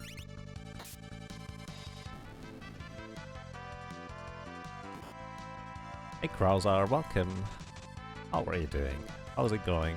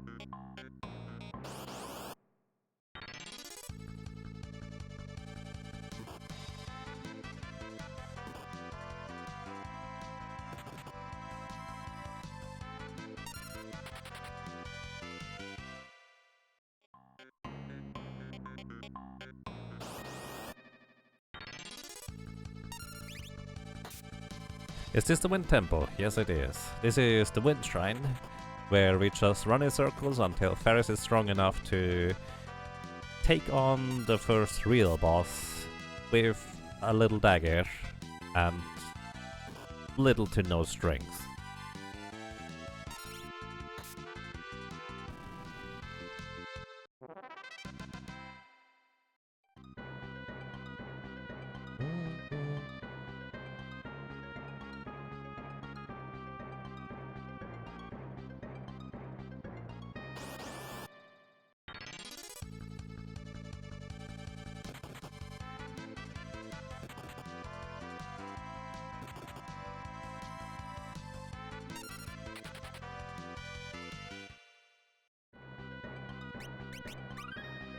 I don't like back attacks. How long do you think Summoner might take you? I kind of expect like 2.5 to 3 hours until we finally get our first summon. Well, that might be optimistic. Let's see about 3.5 to 4 hours until we get our first summon. After that, we will kind of cruise through the game really easily and quickly. Probably stop briefly to grind for a little bit in certain places. And then we will have a really easy time until the end of World 2 with XDev, where we probably need to just kind of look ahead and prepare a little bit. And then for the rest of the game, it's not gonna be rather too difficult either. With the exception of the very final boss's first phase, where it's gonna be again just a roulette to avoid Whitehall, but the rest should not be particularly difficult.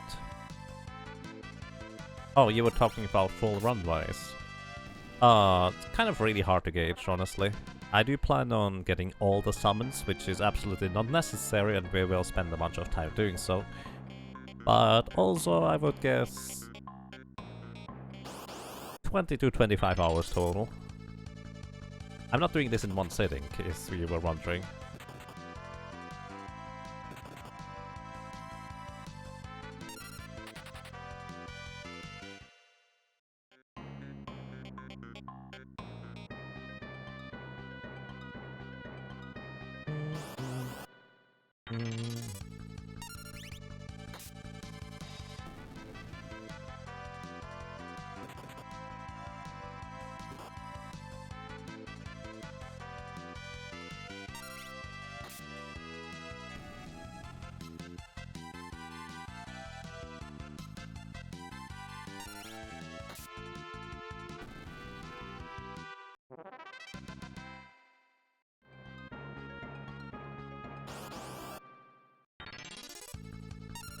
Yeah, I mean, you probably know that, Crowther, you've been around for quite a bit. But there's enough people that might just think, oh my god, are you going to go on for 20 hours? Nah. Not in one sitting. Not in this case. The longest stream I've had was 32 hours and 15 minutes for Secret of Mana 100%. But that is specifically one marathon stream.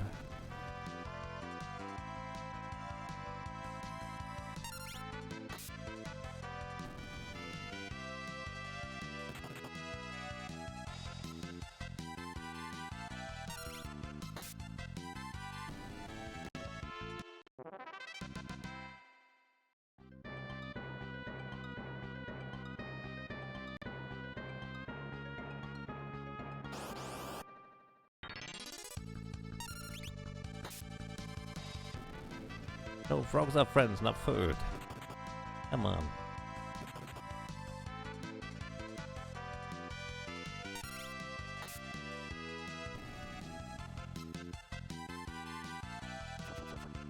That was a great stream. Did I miss something? Oh, that's not a Secret of Mana 100% thing. And yes, Secret of Mana 100%. It's basically, I defined it as 100%, or more specifically as 100% as it gets. So what I did in Secret of Mana for Super Nintendo is I defined 100% as follows. I level all characters to max level, which is 99. I level all magic up to the max level, which is 8.99 on each spell. I level all the weapons on all characters up to 8.99, which included, in the very first Secret of Mana 100% run, the sword needs to be glitched out, so we can get the mana sword early, so I will be able to get 8.99 on the sword as well, because normally 8.00 is the maximum level you can have on the sword for the purposes of leveling it up.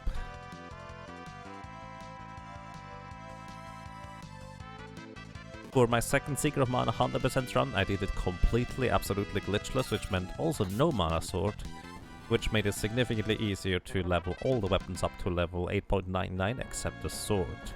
Because there's kind of a catch about leveling up weapons to beyond 8.00, and that is if you are too high level, you do not gain any more weapon experience from enemies at all once you hit level 8.00, so you kind of had to be a bit tricky about it. The way I did it in my first stream is I let the boy be dead for the entirety of my grind to get all the weapon orbs in order to level them up to 8.99 once I had all the weapon orbs, and then I revived the boy at level 1 with perfect equipment equipped, so to speak, and then went all the way through. Worth noting that I also defined Secret Mana 100% to get all the rare equipment from all the enemy drops as well. At least one piece of each one of those. And I effectively maxed out my inventory for items with anything that... or with the highest possible items in terms of equipment that were from the strongest to... well... as much as the inventory could hold, which I believe is 12 of each of the equipable items. So I didn't technically get all equipment items, because that would just be silly. It's just all of the equipable ones. So while I really like this encounter, we can't deal full damage from the back row, or not enough damage from the back row anyways. So it's better for me to run away, since in the second turn all of those guys could just use arrow and get me really close to death. Yes, that is quite a lot of to do, Reika. It is indeed.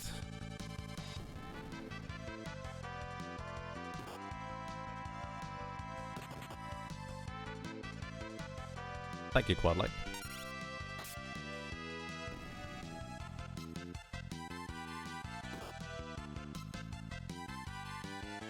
So yeah, the first Secret of Mana 100% run I did was basically 101%.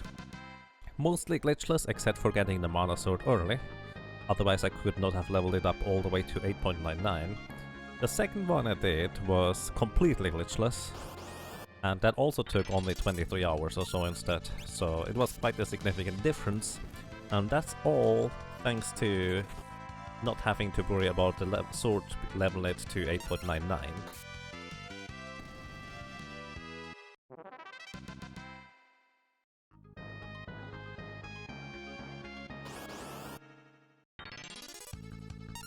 I see.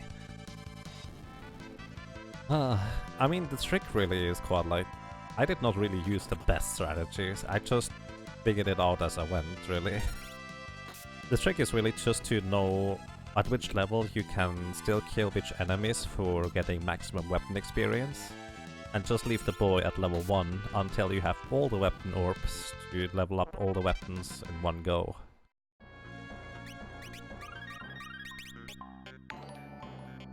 Oh, nothing. Hey, good morning, good evening, and good afternoon to you guys. Thank you very much for raiding the host. I hope you're having a nice day so far. How's it going? And guys, if you like relax and chill streams, I highly recommend you check out Lethlin, who is not just relaxing and chill as a streamer, but also as a person and a great personality. I highly recommend you check him out. Thank you so much, Leffy. How are you doing?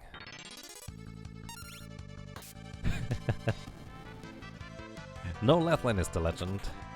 I mean, look at it. The name already starts with LE, which is just kind of a legend in itself.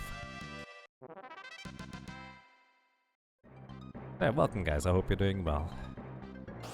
We're currently leveling up our summoner here to level 16, where we will only need 9 attacks to defeat Caraboss, which is still going to be a gigantic dice roll, which I expect to have like a 2 to 3% chance of succeeding, so we'll just try again until we get it.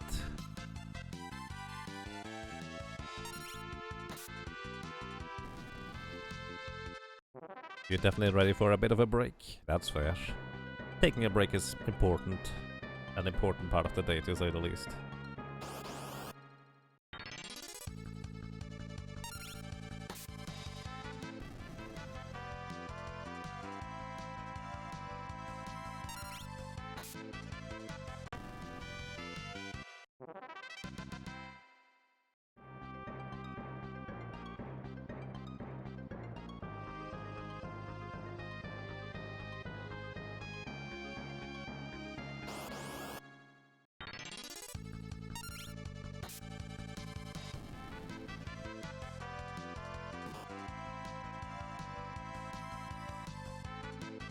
Did I see the new Earthbound world record? No, actually I did not even know there was a new one. Someone beat it? Who beat it, if I may ask?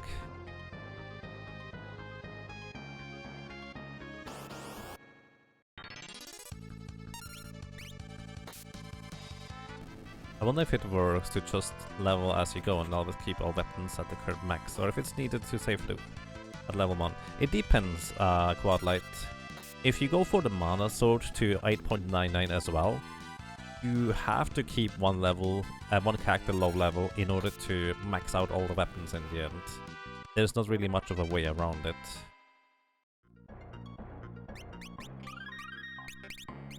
But if you don't worry about getting the mana sword to 8.99, you can just do it simple and keep the sword at level 2, and you can always use the sword to boost the other weapons up. You would go glitchless? Yeah, then you don't have to worry about characters staying at low levels.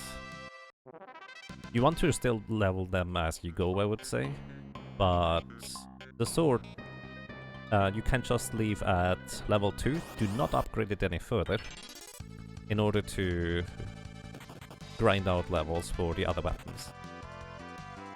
So the way the leveling works for weapons in Seeker of Mana is as follows.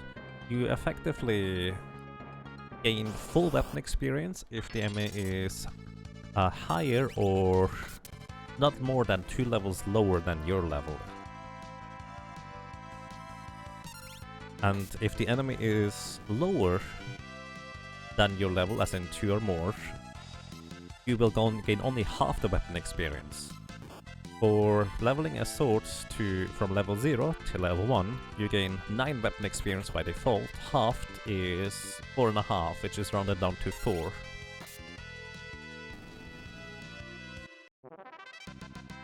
For a sword from level 1 to level 2 is you gain 8 weapon experience, which is halved to 4.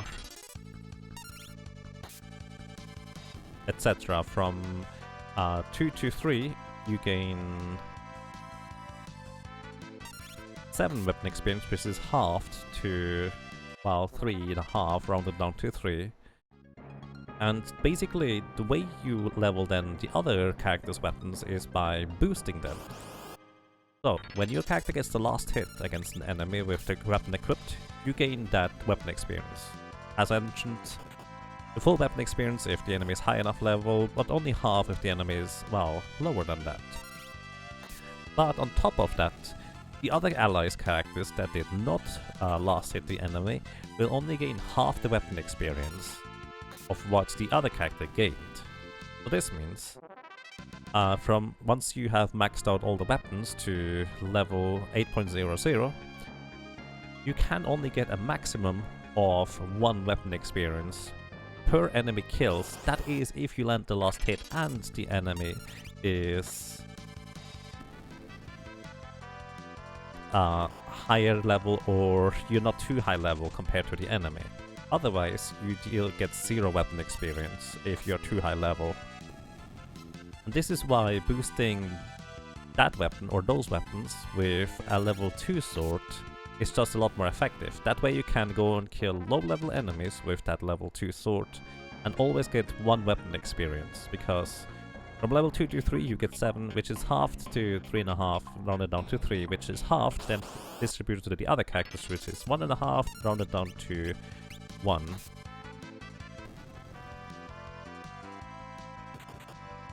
So effectively, you gain 1 weapon experience for killing literally anything. So you can just go into the first area and one-shot all the enemies with a level 2 sword in order to boost the weapons of the other allies for 1 weapon experience per enemy kill.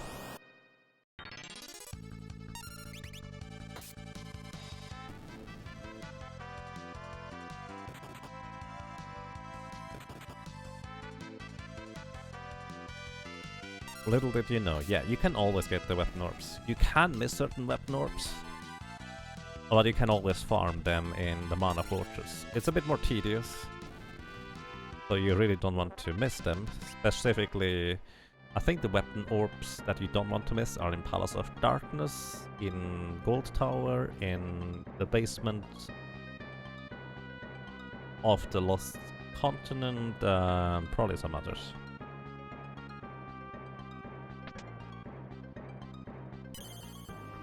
Alrighty, we have 5 elixirs already. Pretty decent. They would like to have 2 more, but we'll see. 5 might be sufficient still.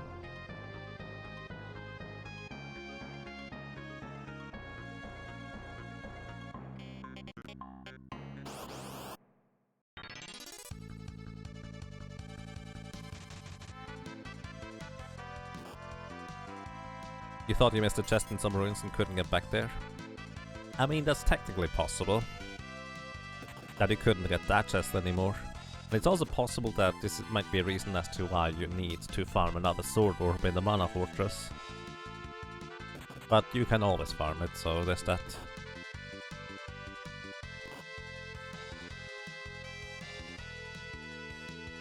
Also, this is the scary back attack encounter where it can just get stun locked and killed with arrow relatively quickly. Still very unlikely to happen though.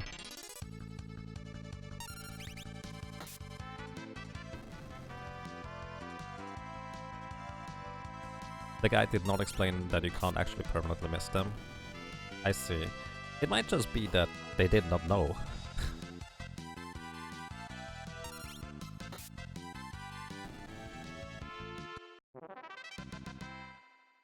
Let me kind of try to recall. It's metal crabs for the spear button. It is terminators for the whip. It is tsunamis for the spear. I meant to say javelins for the metal crabs.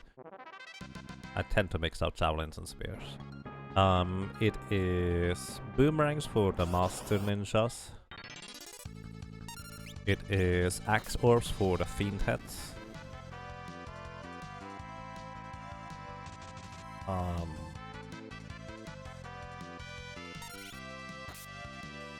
It is the claw weapon from the wolf lords. What was the whimpers? Was whimper the javelin? Actually, it might be whimper is the bow, metal crab is the bow, and whimper is the javelin. I might mix that up again.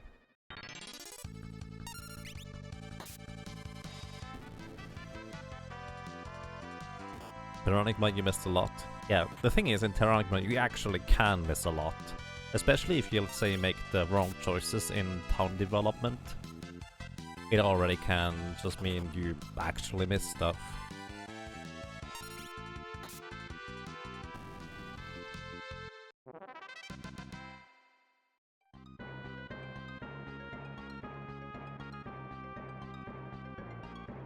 And it can be really basic things like you don't teach the other guy how to properly make hamburgers, and that kind of prevents town development of one of the cities entirely, and it's kind of arbitrary. In other cases it makes more sense. You have to vote for the guy that is more responsible rather than the drunkard that is seemingly in a really nice and good way, but he is still not well fit for the position of a mayor and leader of the city, and so town development there stops after a short while. You never visited Neo-Toki before it was empty. I see. You did, in that case, actually miss out on some Magi rocks. I don't know whether you missed out on much else there, but there's definitely some Magi rocks that you can get.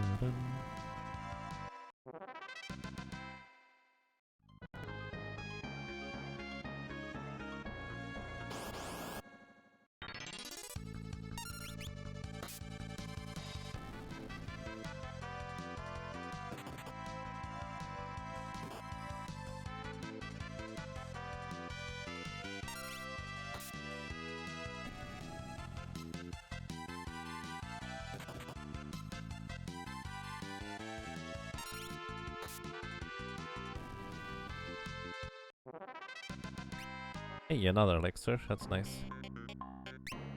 Always want to heal up after getting an elixir, so in the next circle round I'm just gonna go and save it. You don't even know if the card works. Well, more of a reason to try and test it out. Now that you own Illusion of Time, you should also 100% that one. Illusion of Time is really nice, and recommend.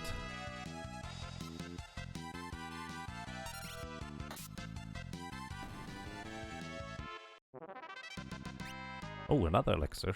Nice. We have the 7 I was looking for. More is always better, to say the least. But not always required.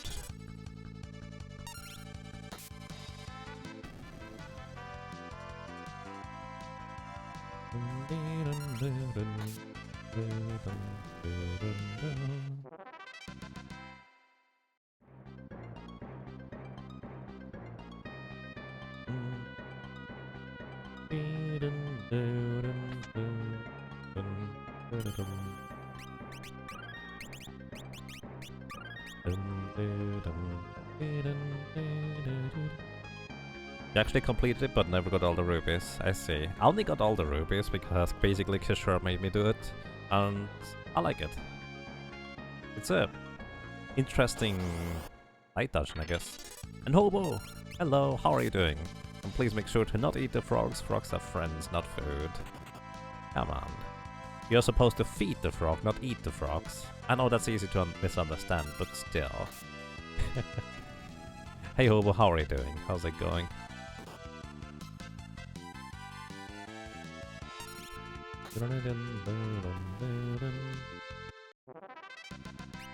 Ah, another elixir. Wow, getting lucky here now.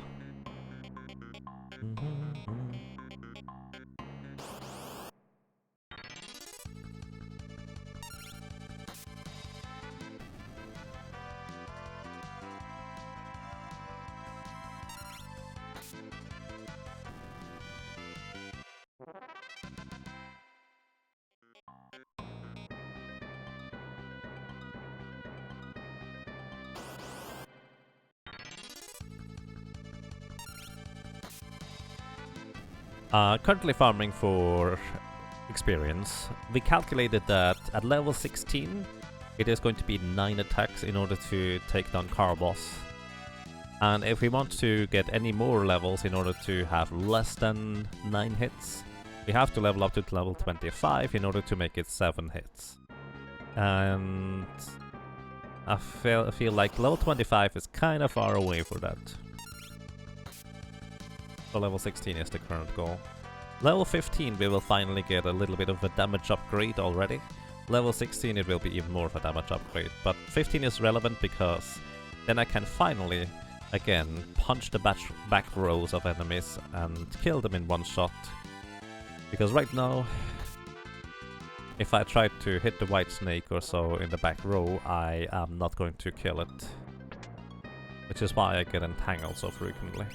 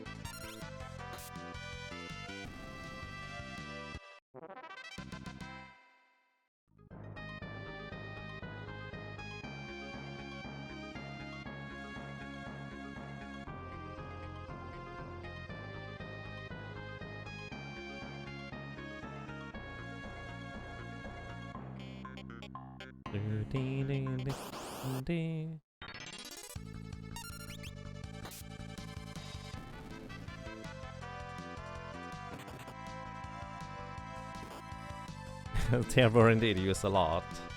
Yeah, that's kind of how it is, isn't it? I remember my Lufia guidebook and also Sigurd Mana guidebook just kind of falling apart because they've been used, like, used. So it kind of makes sense.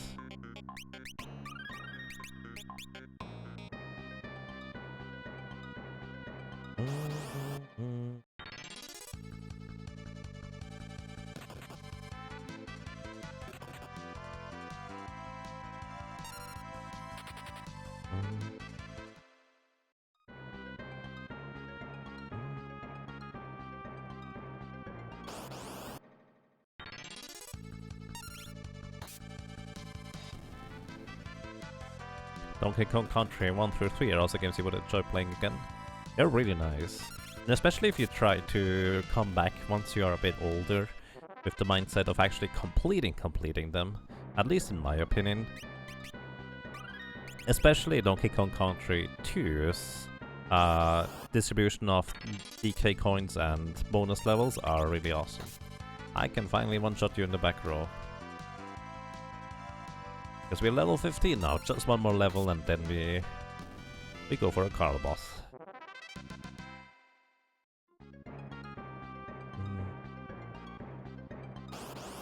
You don't think you ever got everything in those? The nice thing is the reward is actually quite worthwhile, I dare to say, for these games.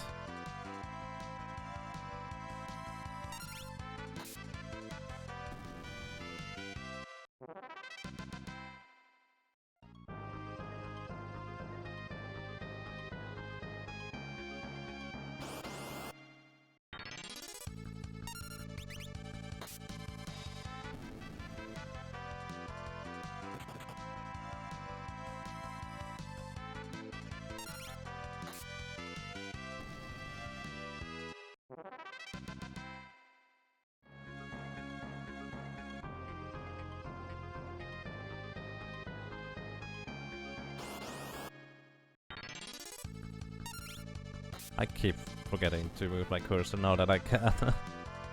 Oopsie. You never got all hearts in Link Past? I only ever got all of them in randomizer. I never actually got all of them in the regular game either.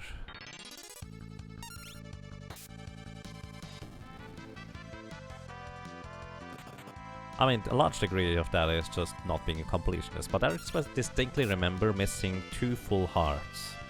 Which means I was missing at least 5 heart pieces, possibly up to 8. And I know at least 1 heart piece that I never knew about until I saw 100% speedruns in the one in Turtle Rock in Mimic Cave.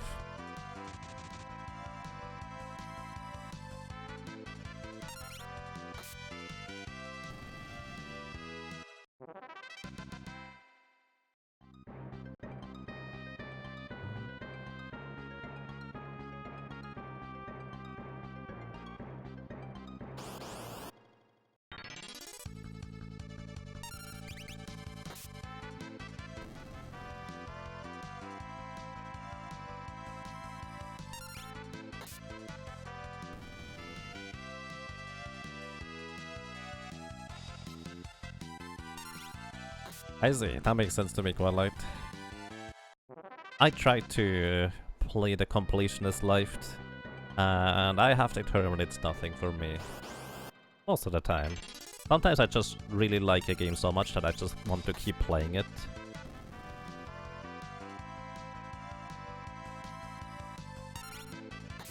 But most of the time, it's like, alright, that was a nice game, let's move on to the next one. Evoland 2 was a lot like that, where I really enjoyed my time with it overall. But it's also not all that interesting to just 100%. Even though for some weird reason the 100% is kind of tied to the final completion. I don't even know what that is entirely about.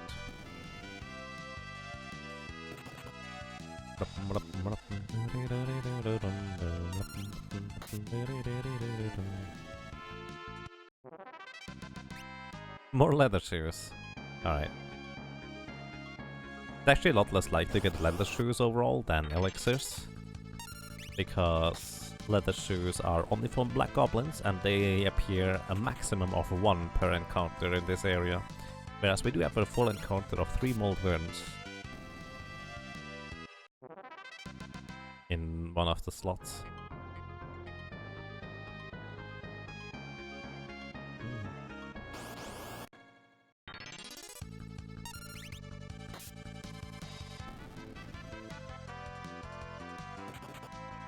I should target the snake first. There's no real reason to target the Moldwind first. The snake is the one that can paralyze me.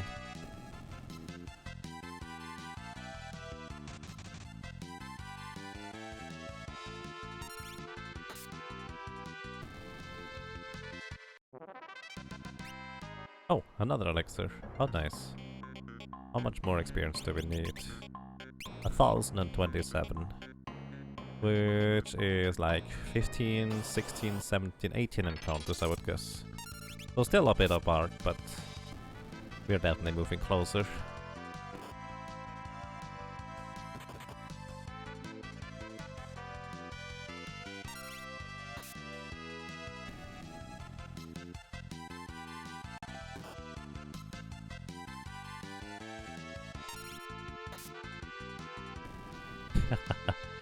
That makes sense, Quadlight. I tend to like to go for the achievements that just sound intriguing and challenging. Others, I don't care, like Seeker of Mana. Why would I want to land in every single possible landing place? I can see the merit of maybe getting all equipment pieces at some point, but considering that you can't even carry all of those at the same time, it feels really weird.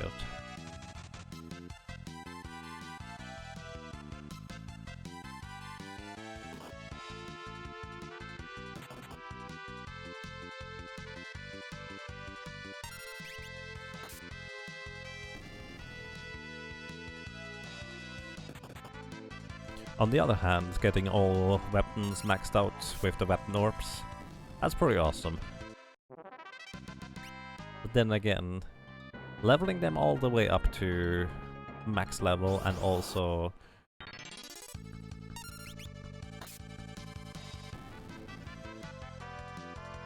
what's the word?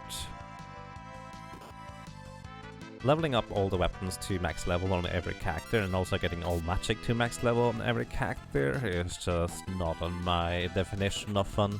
I just do it for reasons of 100% Seeker of Mana, because I just like playing that game and like having a reason to play some more. But the remake isn't quite up there.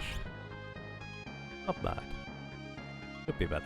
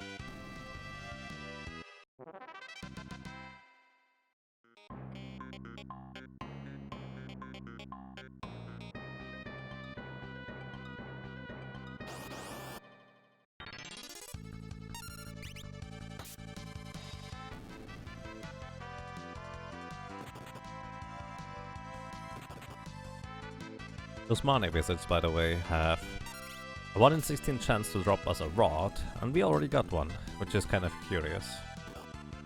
Yes, that thing.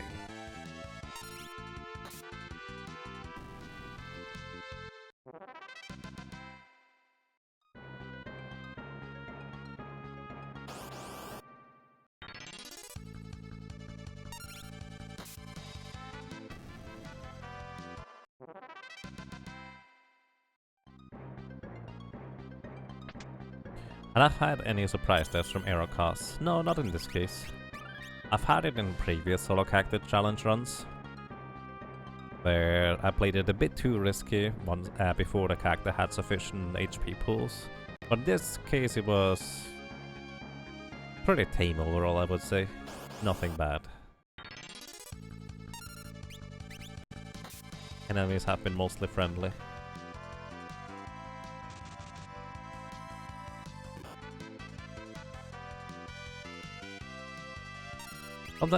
Sometimes I also enjoy the silly grinding achievements or something that requires a bit of an odd setup.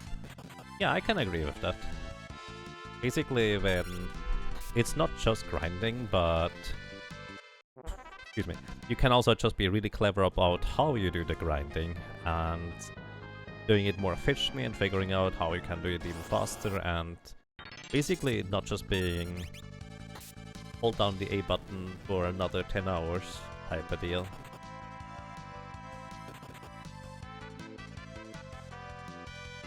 Hey Newster, welcome, how are you doing? Good to see you.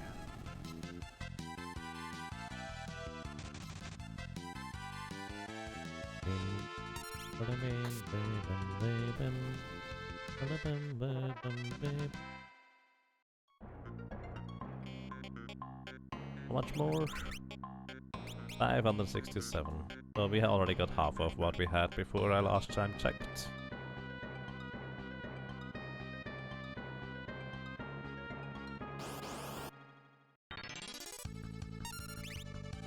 Hydalis had one of those where we basically have to keep the game running for quite a while and find a way to make the grind more efficient. Alright. At that point it becomes a management simulator, I guess.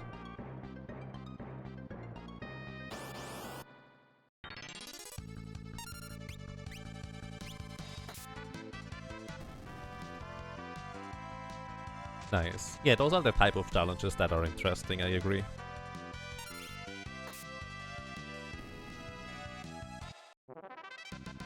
Escape Code 2, for example, has an achievement where you're supposed to clear one of the levels without ever picking up the main way to normally clear the level. The teleport hat in that specific level allows you to normally clear the level in an intriguing and clever way, but the achievement was to not use it.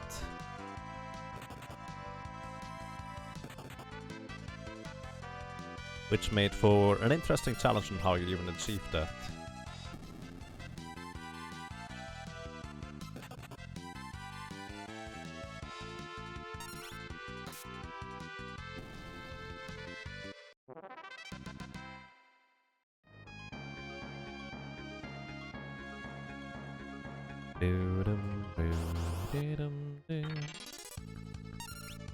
Hey, my favorite encounter.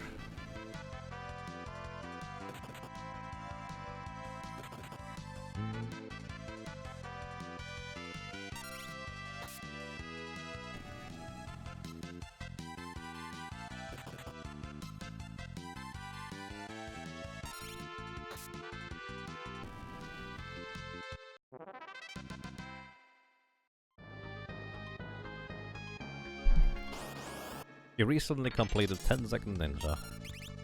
Nice. Remember the hard mode achievement where you had to clear the game in less than 240 seconds? I don't think I've ever done that one. You've finished the game in 239.72 seconds. Well, it's fast enough. Nice, that's pretty awesome.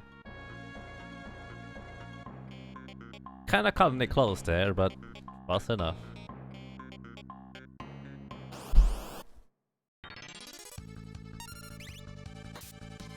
Cookies! Romp the cookies with reckless abandon.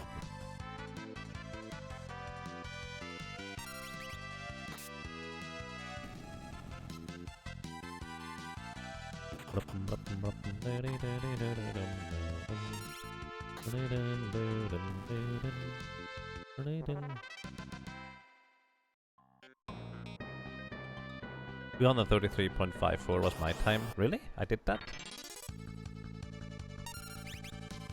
I have no recollection.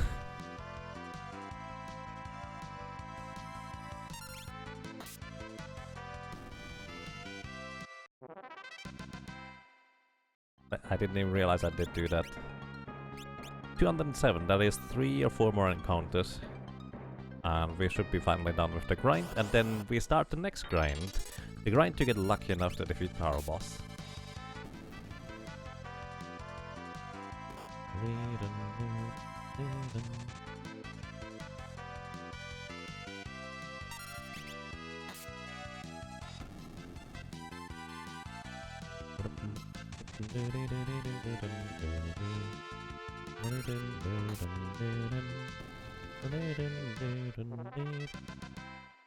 That's one.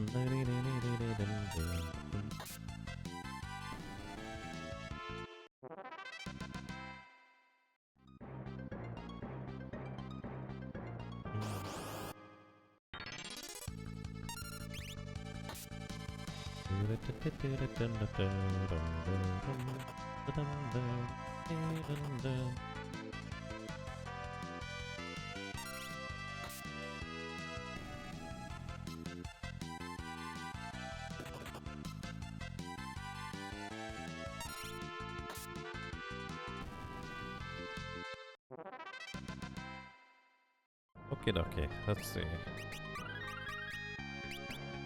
Oh. 27 experience left for that last level. Might as well get it on the way back here.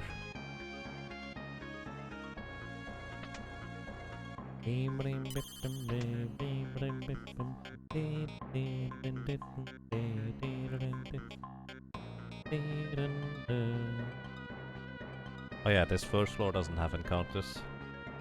Oh well, let's just get a random encounter outside somewhere, I guess. I don't usually fight those here.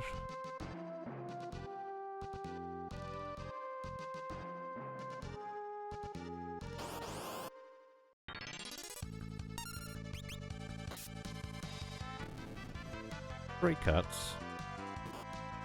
I mean, I would probably like to play with those.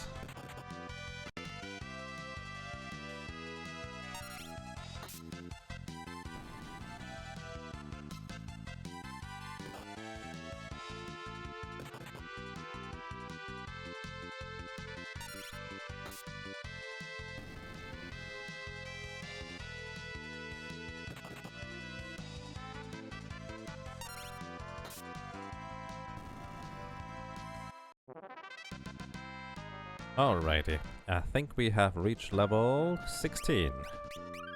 There we go, that's all we need. Now we need to go ahead, buy the remainder of the potions, up to 99. I don't think we will necessarily need those in the ship graveyard, but at the same time, I'm mildly worried about Siren taking a bit more resources than I have currently. And then again, there's not really anything else I'm gonna invest my money into anyways. So might as well just stock up all the way.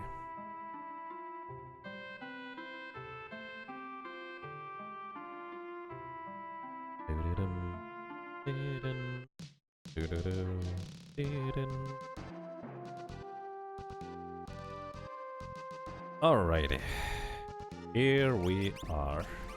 Oh yeah, I need to actually check the cutscene first. Then I go save afterwards. Summoning the good times. Boboblio, thank you. Thank you so much for 31 ROMs of support. Welcome back to you. And well, I'm glad you enjoy your stay. Thank you so much. How are you doing, Boboblio?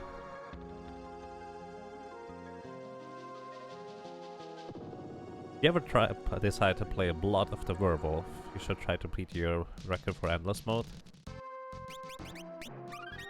What is the... how expensive is the game? Because I've started playing more games casually offline just now, so might just do that sometime there.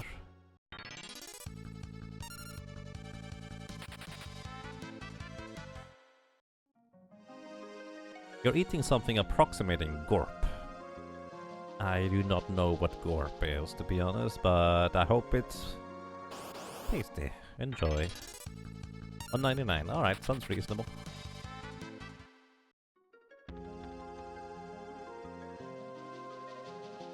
What type of game is it anyways? Is it just a platformer, or how does it work, if I may ask?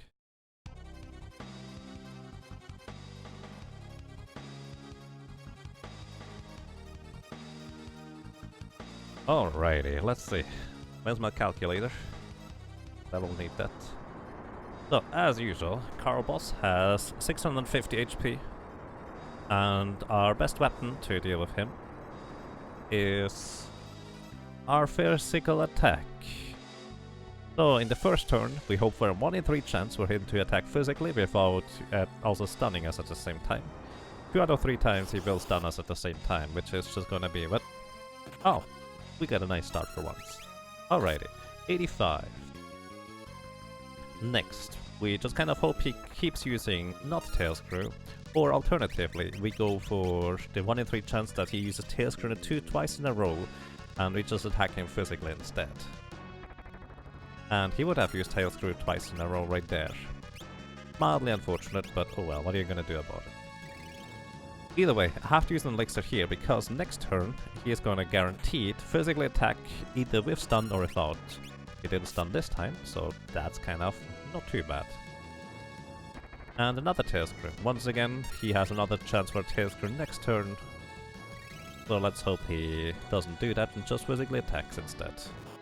Tentacle, okay. At least next turn he can never tentacle or can never use Tail Screw. Now he can use Tail Screw. I think he's actually faster than me. Yeah, okay.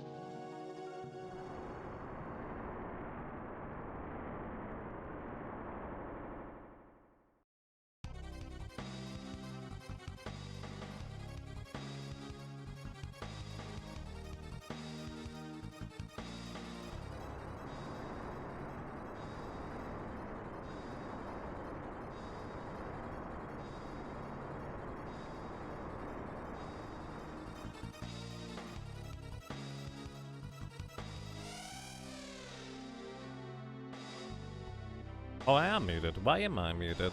When did that happen?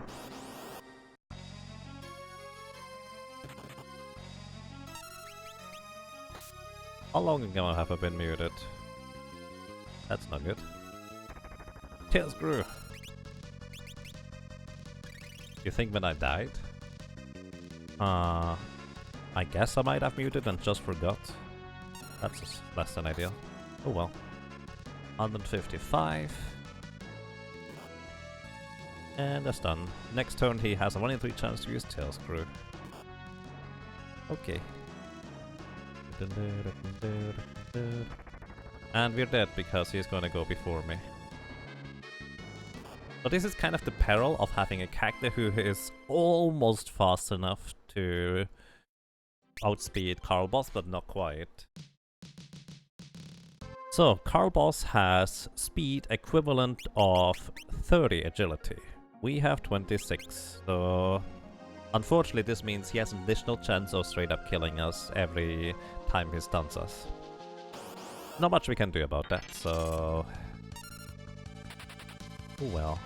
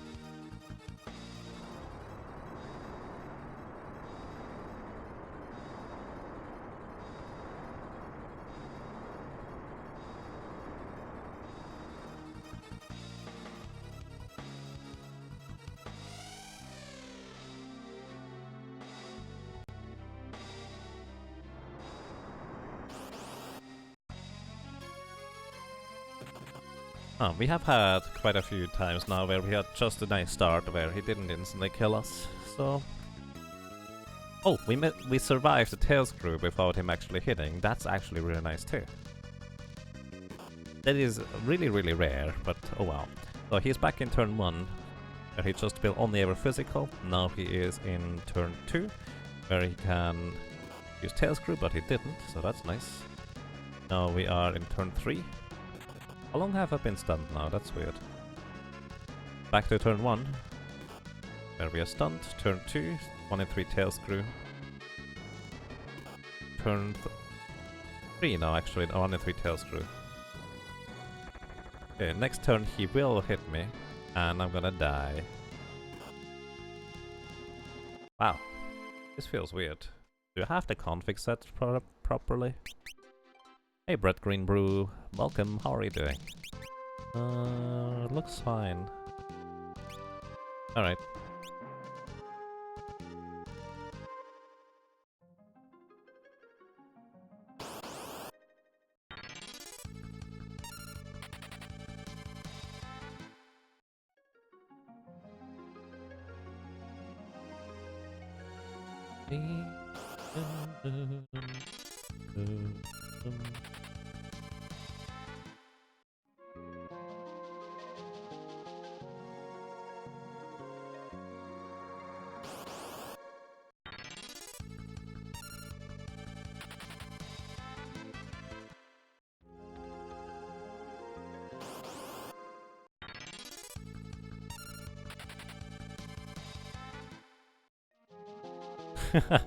You love these challenges, but then cry for you, because they are challenges.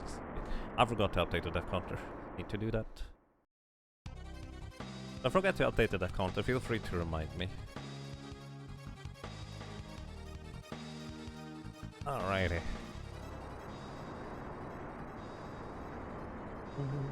F plus. Indeed.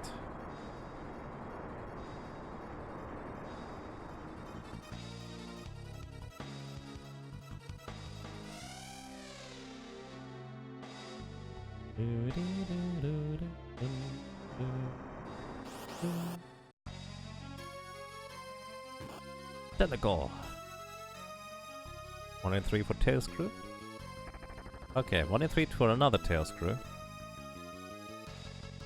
Why did I recover so much quicker this time though? That's so weird. Did you see that? He only got 1 attack in. Actually no, he got 2 attacks in. It felt like it got 1 less attack in than usual though. I don't understand Paralyze.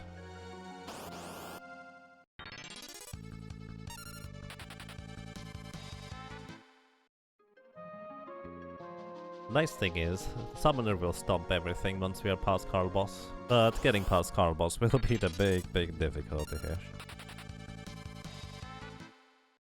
Seemed like Tailscrew hitting took off Paralyze. Yeah, I don't think that's the case. This coincided with us getting out of the stun. But I felt like that was one turn quicker than usual. You do hate this boss. Well, he is definitely not designed for solo character challenges, and it shows. You just throw an elixir at Siren. No, that doesn't work, she's heavy.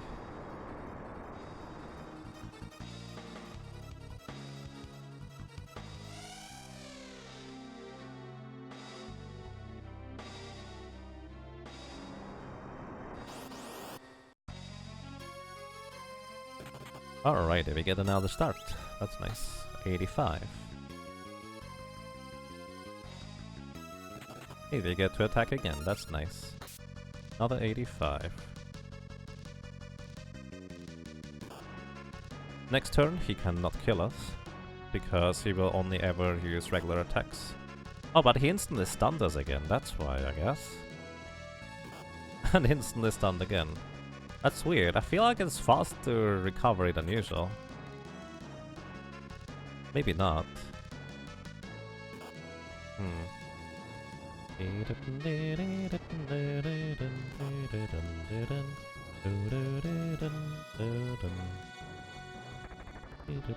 He needs to use another tail screw here.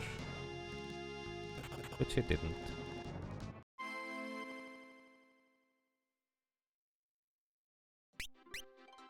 Just that awkward amount of agility that we don't have. By the way, Fairies does have the highest amount of agility, as in baseline agility, of all the 4 characters available right now, so unfortunately there's no way to improve this, even with other characters.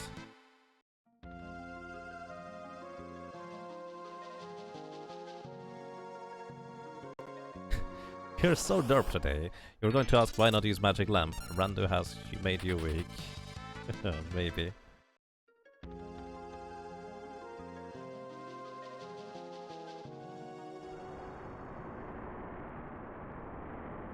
Choo choo.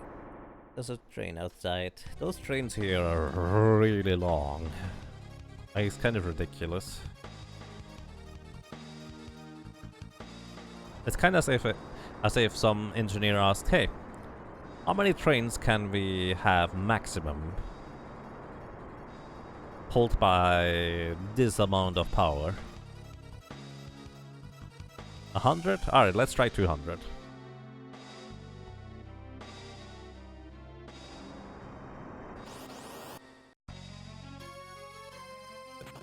Okay, we get another nice start. Let's do this.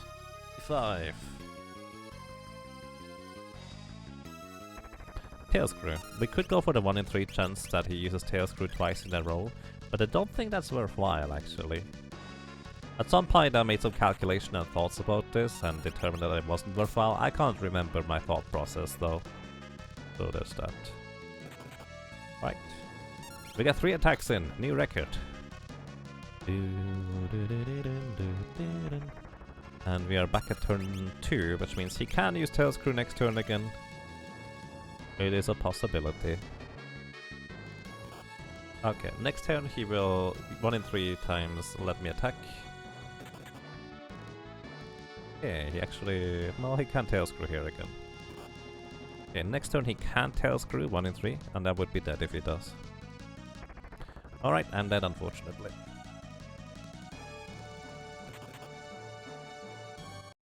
So the way this works is effectively...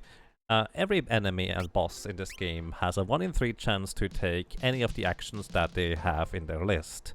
So they have usually 3 actions in their list, and for Car Boss, very first turn, it is 1 in 3 chance to attack, and 2 in 3 chance to use the special attack that inflicts stun.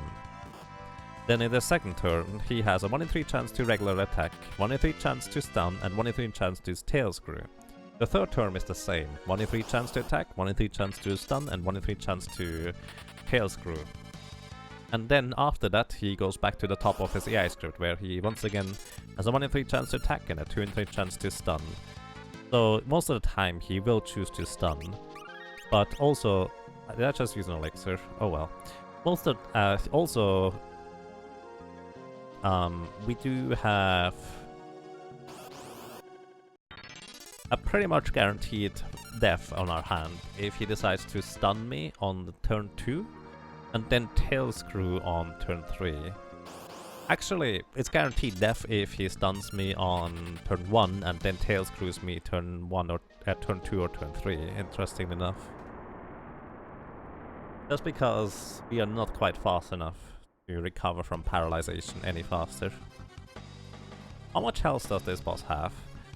He has 650 HP. We need 9 successful attacks in order to defeat him.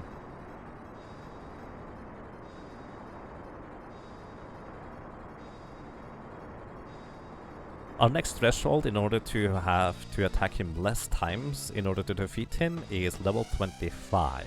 And that would take another 3 or 4 hours of grinding to reach that. So I think on average it's faster to just try and get lucky here.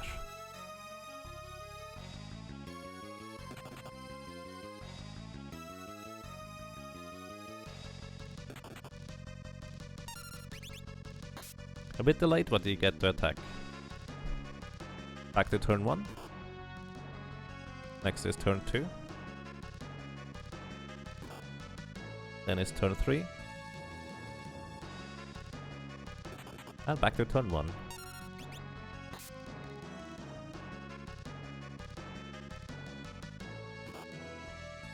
Now it's turn 2. Now it's turn 3. And I need to consider whether I want to heal now or not, because his physical attacks are gonna start piling up here. I think I just go for an attack here.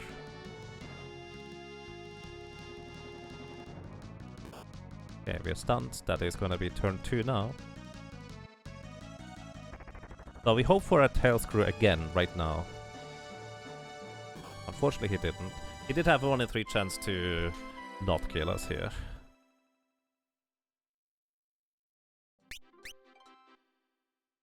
Cool, made it home and dinner just eaten just in time to watch the nightmare. I see. Welcome back to you, Rifter. And welcome home.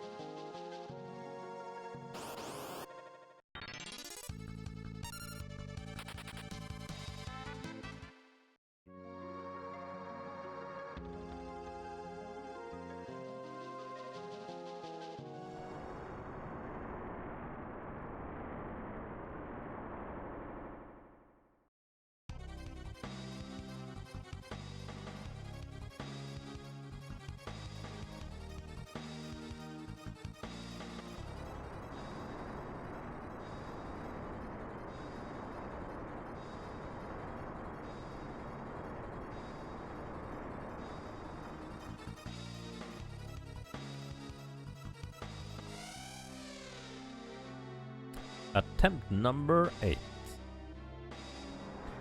You know, at some point you would expect them to know what is coming up, but I guess they never do. Okay. Alright, we get to attack. Yeah, 75 damage. Alrighty. Pretty high chance to die here. First turn is fine. I don't know why he suddenly attacks me before I get out of the paralyze. So weird.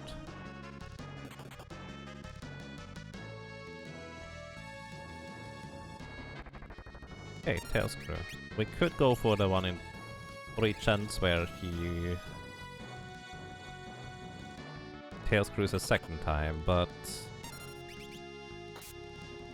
really? Oh yeah, actually now I remember my thought process. So basically, when his tail screws us turn 2, we have to heal. And the thought process here is that effectively, he does have a 1 in 3 chance to use tail screw again, which means we actually successfully attacked. But the trade-off is that the other successful we can attack again as well is his physical attack, his regular physical attack instead. Which is more desirable because then we are at full health. Effectively, we have to heal anyways, unless it is, well, the last hit, or the second to last hit for that matter. So I might as well heal right there and then, since the maximum health is not usually a problem, as in he does not usually chip away enough HP damage in order to kill us. But the tail screw is what usually tends to kill us. So, if I heal and then he uses a physical attack and we can attack in response, that's more efficient than we attack and then 1 in 3 times he uses a second tail screw and then I have to heal afterwards anyways. So it makes more sense to just heal in that turn. Hey Balance Maker, welcome. How are you doing?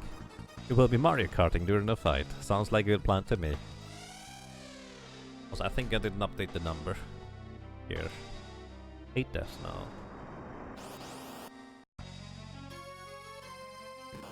Tentacle. Alrighty, let's see what we got.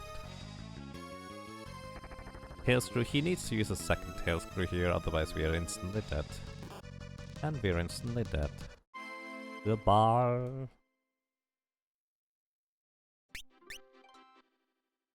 You're doing okay? That sounds nice.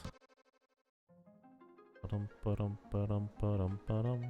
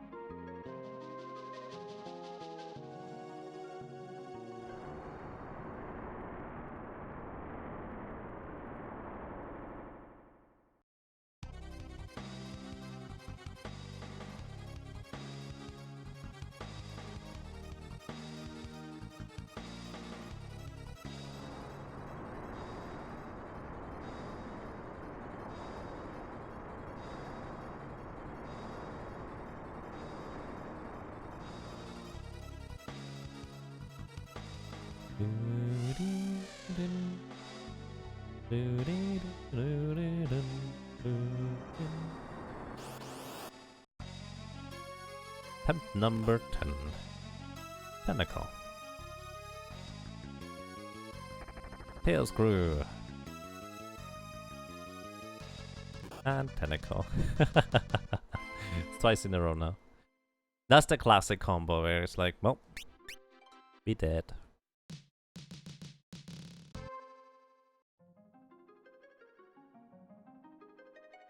I'm glad to hear you're doing well. That sounds nice.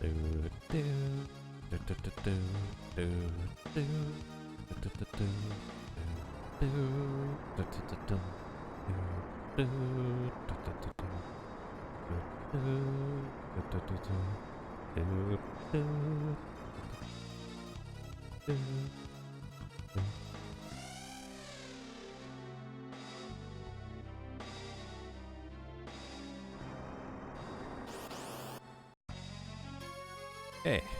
Oh, nice. Attack number 1 right away. 80. Attack number 2 follows right up. 75. Attack number 3 not gonna happen yet. Need to heal first. We're back to turn 1. 1 in 3 chance to continue attacking. And we get it. That's nice. 85. And another one. That is the 4th attack. This might be a new record for us for now. And there's a stun. Okay, we're still in there though, so this is fine. Oh, he insta-stunned the second time. And again. Why does that happen? We need the tail screw again, buddy. That's not nice. I really don't know why that happens. It's really strange.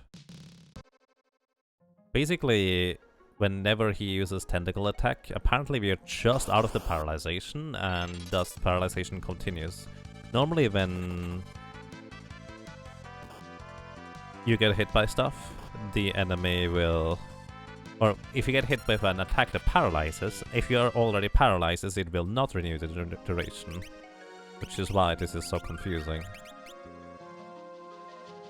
Has he tail screwed twice in a row at all yet? Yes, actually, I think that has happened once.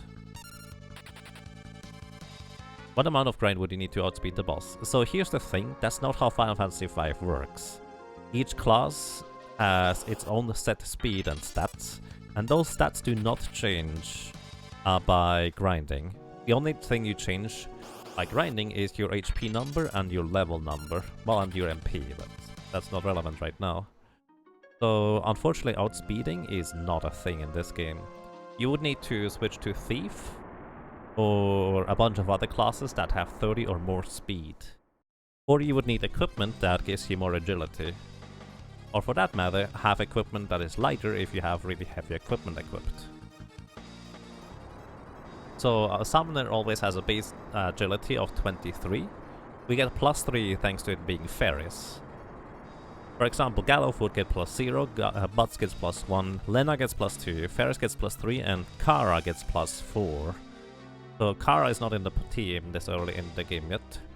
So the maximum you can get is a +3 from Ferris, and because he has exactly 30 speed, you would need 30 or more agility to outspeed him.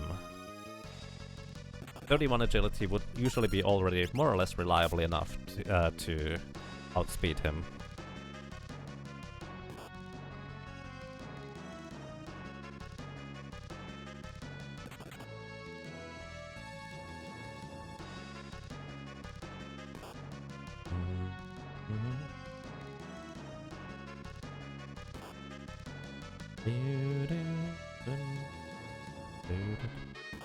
This might actually be the worst amount of agility to have, 26, against Carl Boss. Because you're just fast enough to get unparalyzed before his next attack, but not fast enough to act before he acts next time. So this is really not good at all. We may need more luck than usual actually in order to get past him. Ironically, if we had Butts as our main character, we would not have the problem, because he does not have as much speed. So this is the weirdest thing. So we may have to get enough luck as if we were to get in like 14 or 15 hits.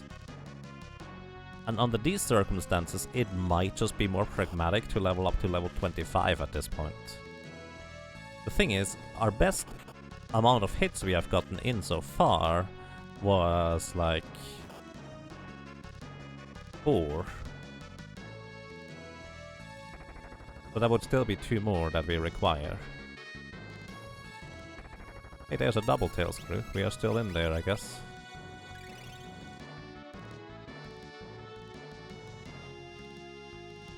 Hi Kuja, welcome. How are you doing? Hey, we get to attack. That's nice.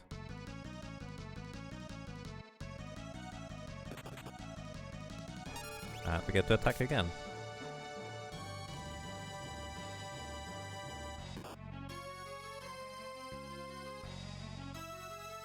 I wonder if the battle speed 5 might just be doing the trick here.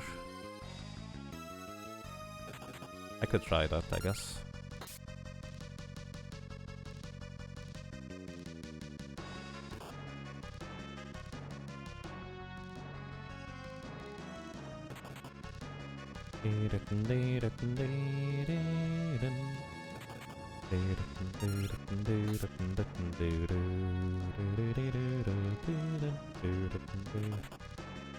Should I heal?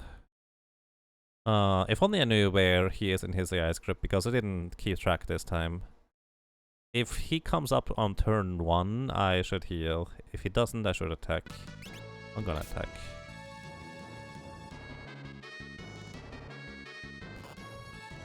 This might be bad.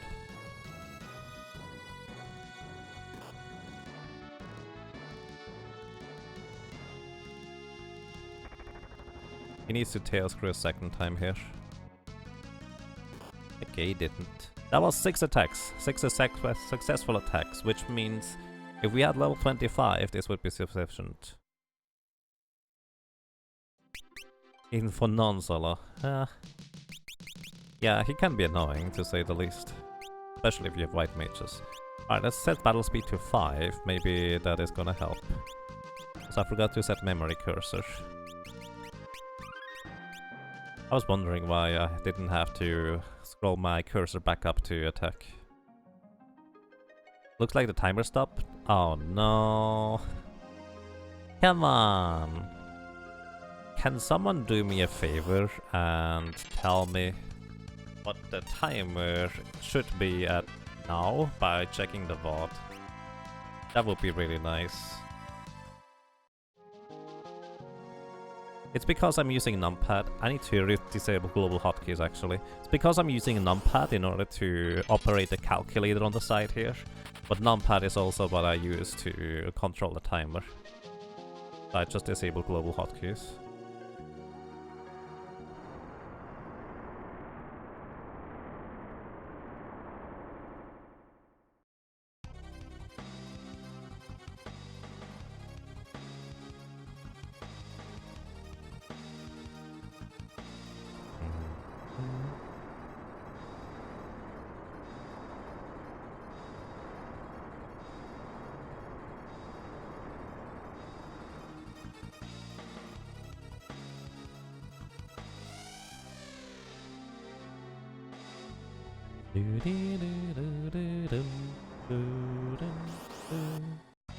Alrighty, let's see. We get to attack.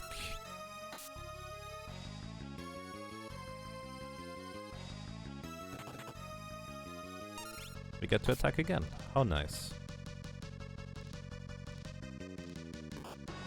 Okay, that was turn 3. Now next turn we're guaranteed for him to attack first. I don't know whether that would help or not. Okay, that was turn 2 now. So he has a 1 in 3 chance to use tail screw. And we're dead, unfortunately. There's not much we can do here. Because he did not have a chance to use tail screw again in that turn. Specifically.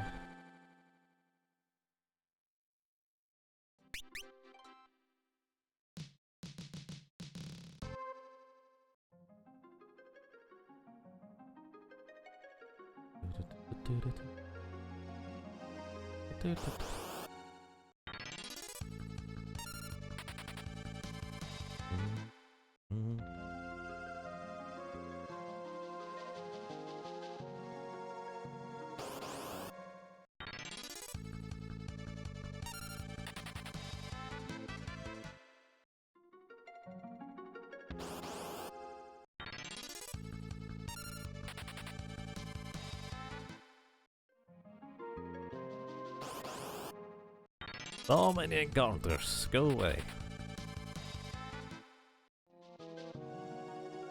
I don't know yet whether battle speed 5 might do the trick. I might want to go even to battle speed 4. 241.38. Okay. 246 by now. Okay. That is close enough. Thank you, Quadlight. 246. Let's go like 10.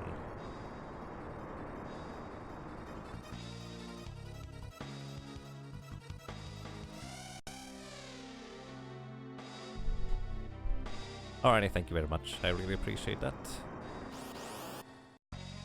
Wee wee. Wee wee. Wee wee wee. He needs to use another tail screw. He didn't. 14.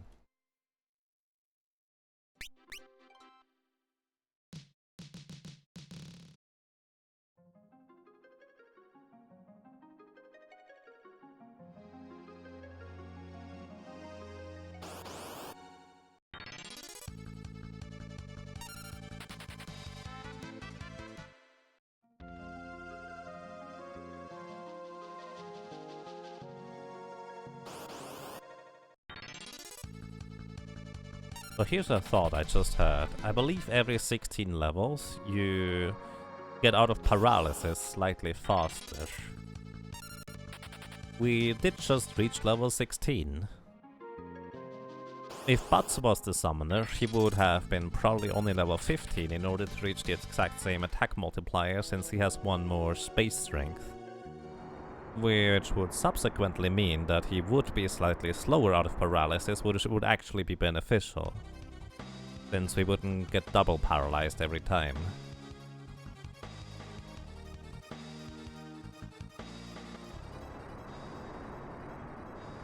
Either way, if we reach like, let's say 30 deaths and we still haven't really seen a particularly good attempt yet, I'm probably just going to say let's level to 25, but not today.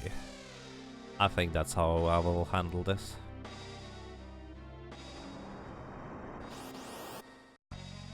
Hello. One.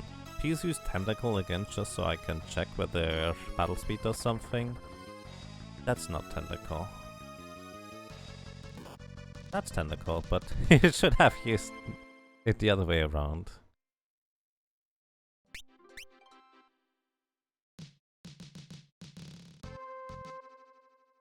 Arbos is just a big meanie. Big meanie.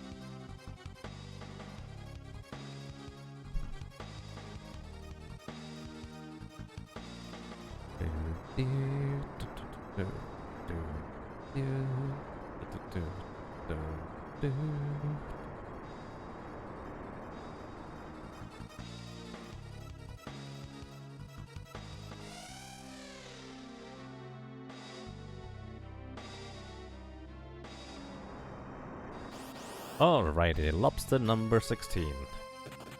It gives us a nice start for once. Oh, pleasant.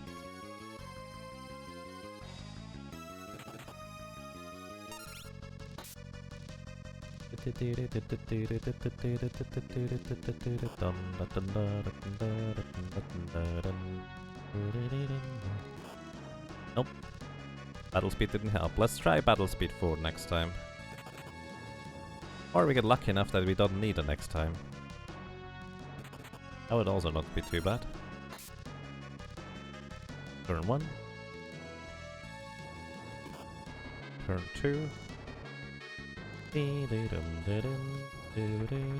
needs to use Tail Screw again. Turn 3 right here. And he didn't. Okay, let's try battle speed 4. Let's actually go to the extreme and just go like battle speed 3. Kind of unlikely to work out in my favor, but I don't really know how exactly battle speed works, so it might be useful, who knows.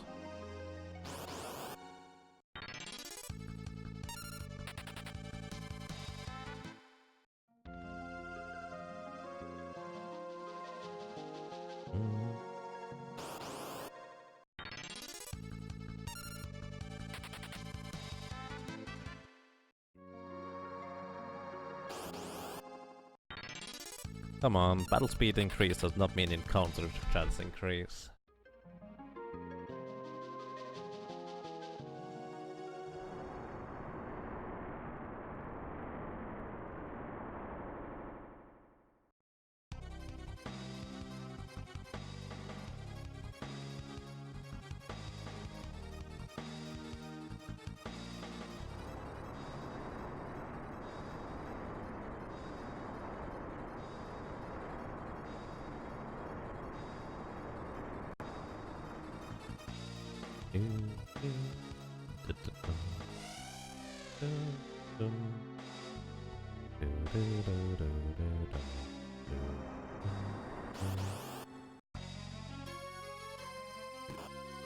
Tentacle.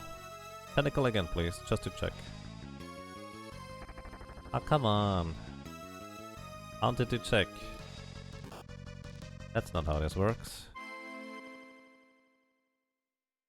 It seems like it has no effect, so I might as well go back to battle speed 6 or so. That way, at least I don't have to worry about menuing real fast. I should probably just go to battle speed 1 and see whether that has an effect. Basically, the idea is that battle speed mostly just affects enemies and how quickly they move, but it might not be literal quickness on how quick they are. Rather, it might be...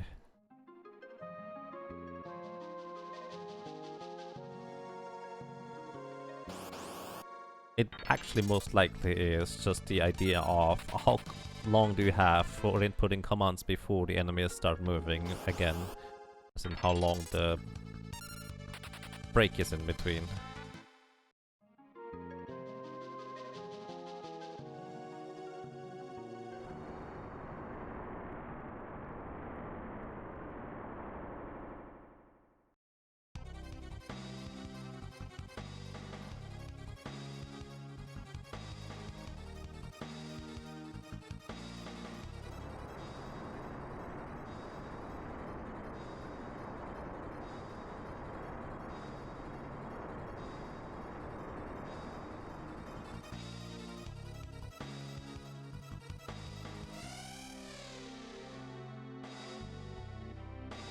Yeah, I kind of hoped it would make the car boss slightly faster compared to Fairies.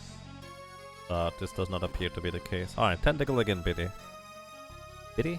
Please. I don't think that worked. To be fair, sometimes he did that anyways. But he didn't do the thing. Maybe changing position in party setup might work. Okay, Tentacle, please. No, Tailscrew again, please. Alright, at least that much.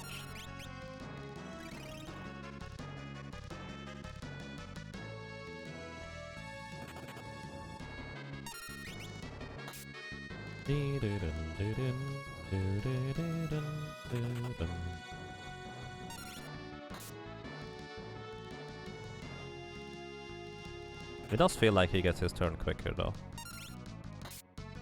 Not sure. Well, I mean, he naturally does anyways, because he has more speed, so, but beyond that.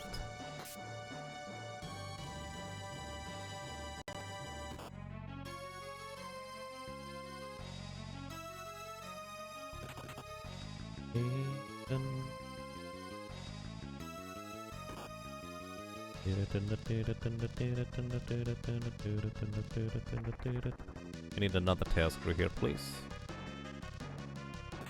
Aw, Meanie.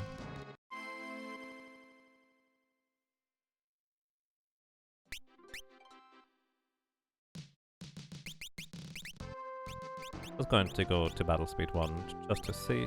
Actually, no. Before I do that, I'm going to go back to battle speed 6 and move Ferris into the second position here. This might influence it enough already. Because characters are not all equivalently or calculated at the same time. Like, it's more staggered.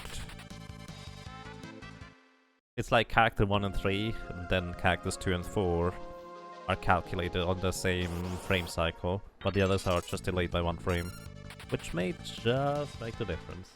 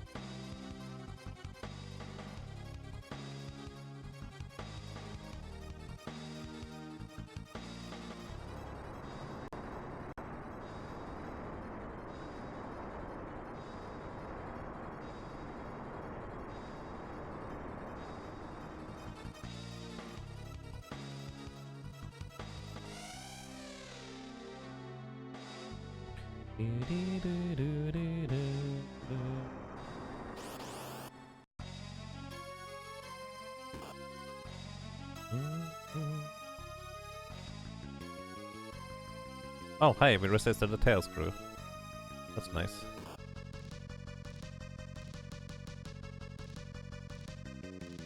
But we stand up before tentacle goes through. Let's try standing in position 4 maybe next time. That could help. I'm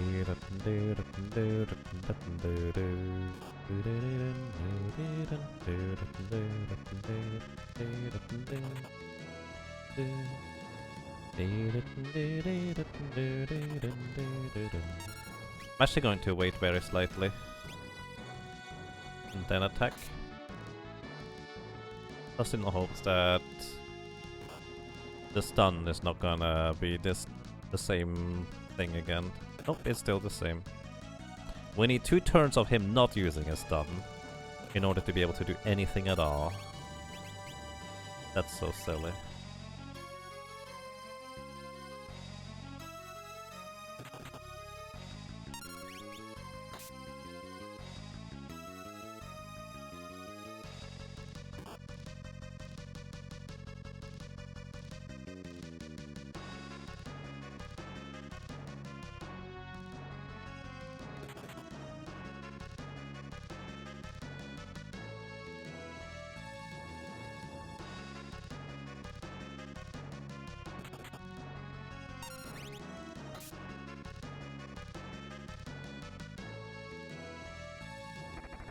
I have to admit, this is probably the most irritating start to card boss I've ever seen.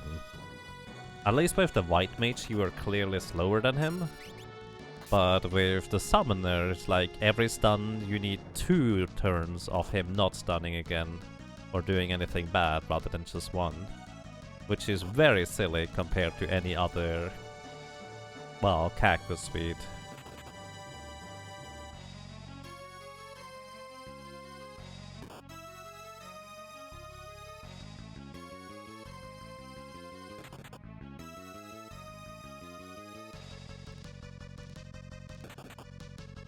We're going for the attack here.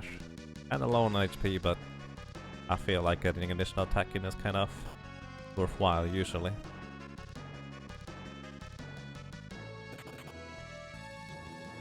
Pretty sure I would want to heal now. If I get the opportunity anyways. He needs to attack regularly again or tail screw, both is actually fine. Now he needs to use 2 tail screws in order for us to survive. There's one, we need a second one. Oh, okay. Kind of gave me a bit of a flashback for the successful White Mage attempt at Carl Boss.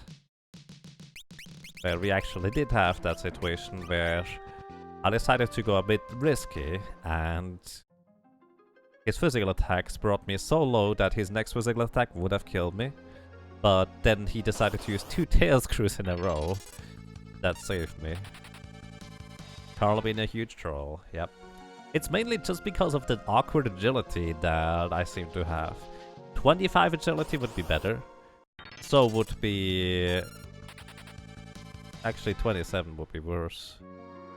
I guess 26 to 29 agility is the worst range, because you recover just quick enough for his next stun to stun you again, but just too slow in terms of speed for you to go again before he gets another turn after you get recover from the stun.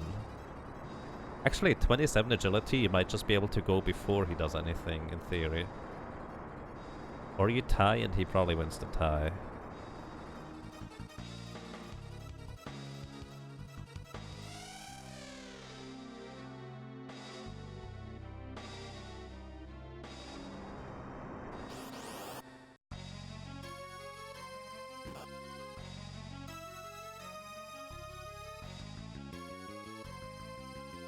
Nice, we resisted the tail screw.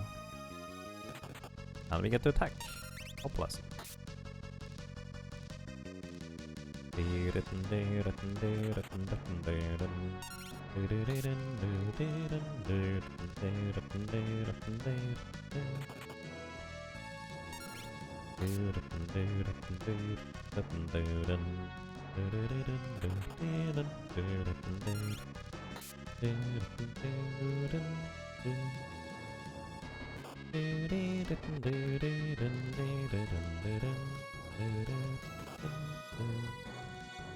Oh, we are just perma-stunned here. Position number 4 does not help us, apparently. I think it all comes down to he needs to not use Tentacle at his very first action, because then I feel like it actually works out fine. Ish. Anything but that would have been fine. Tail Screw would have been okay too. Unfortunately, you would need 2 Tail Screws for us to survive. Oh yeah, positioning unfortunately in party does not help. And there's nothing we can do to equip anything that is heavier to slow us down.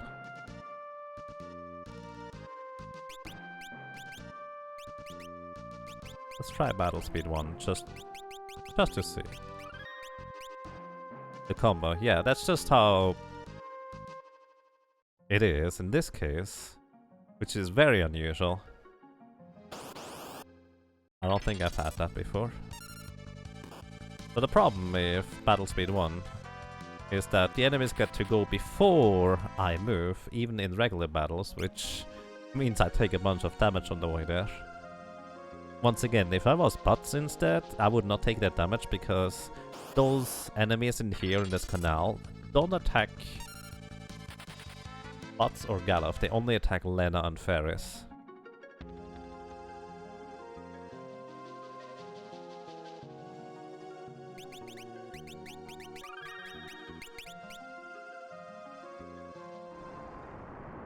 Let's see.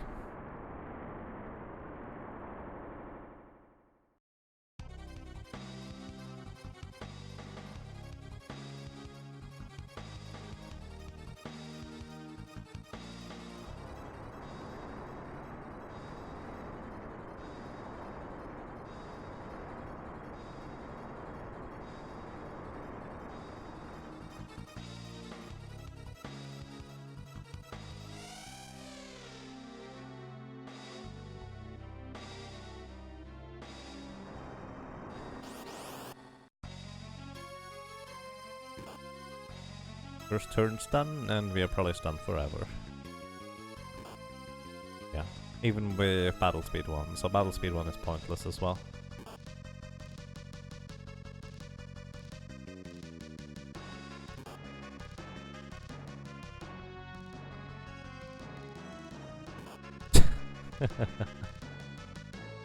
You're such a troll.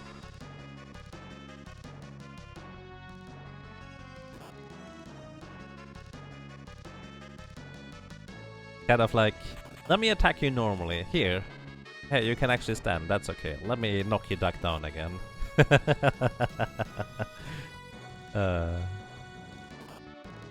It's kind of worse than him just using Tentacle Tail Screw and kill you, because it feels like you still have a chance, but not really.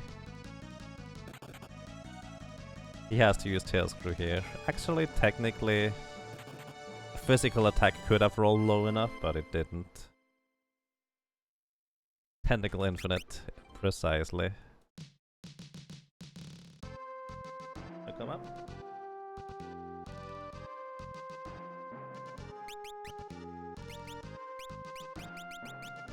Oh, message speed slower now. I wonder if it has any influence if I run away first turn. Or first thing I try to run away in car boss battle, whether that might make a difference there.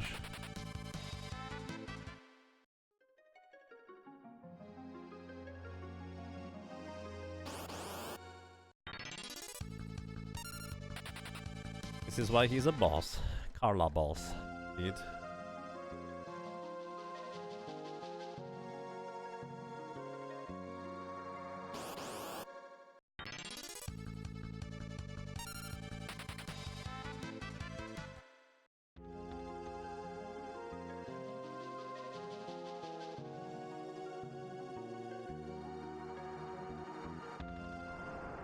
Alright, let's try running away first turn. Or first thing. Maybe that has an influence. Because we did have it at least once or twice, where he used two tentacles in a row, and the second one did not well, increase the stun duration, right? I didn't dream that.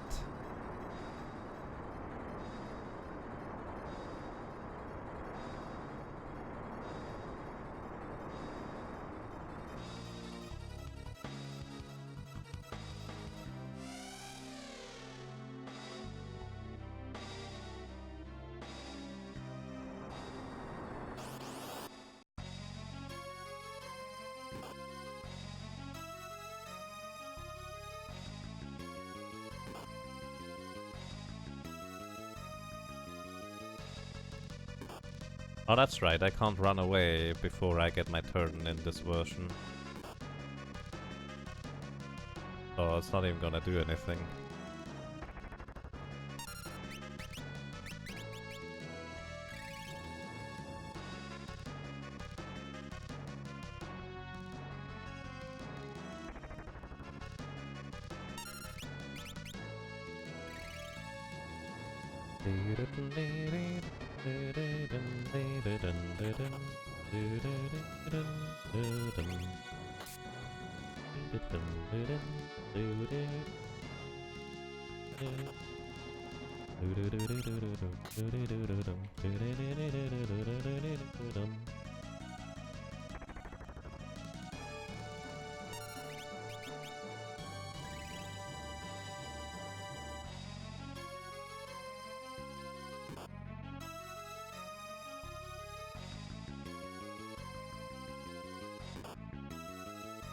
Here, it didn't increase the duration, right there. That's what we need.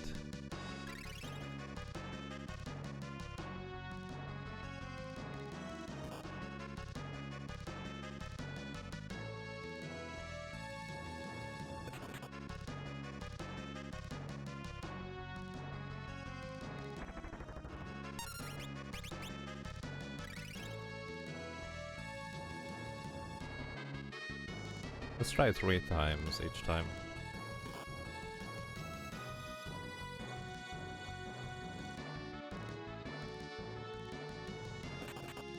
Yeah, I didn't get to check, I guess.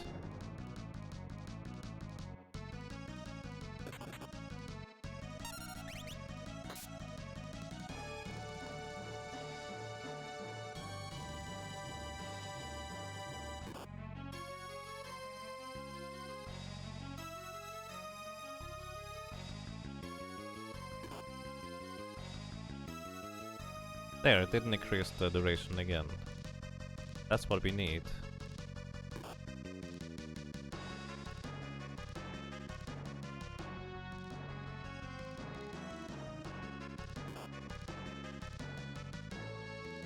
Once again, it didn't increase the duration. Maybe running away is helping, maybe it's just kind of that the A to B aligns differently.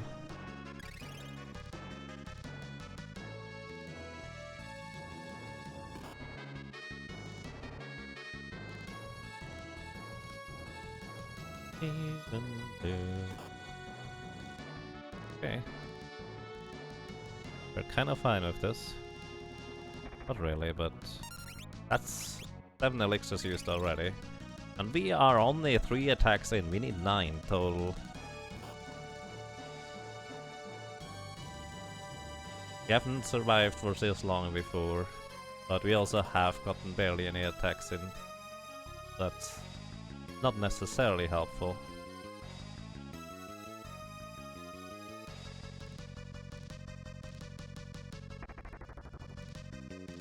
He just used Tail Screw again here.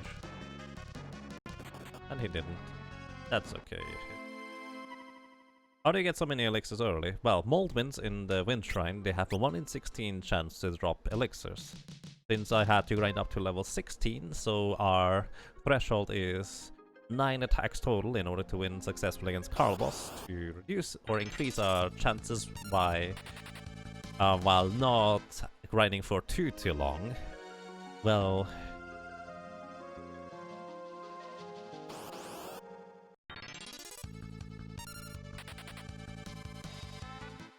here we are. try to 3 times run away again.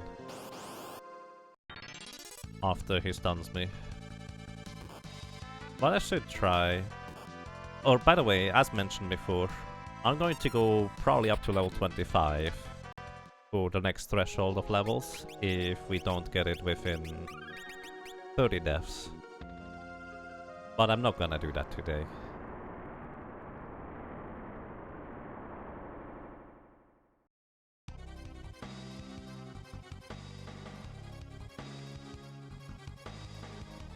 It might just be that it aligns so weirdly for ATB purposes and calculation purposes. In the very first turn, if I get stunned in the very first turn. And then we are kind of locked into that rhythm where it's really no good.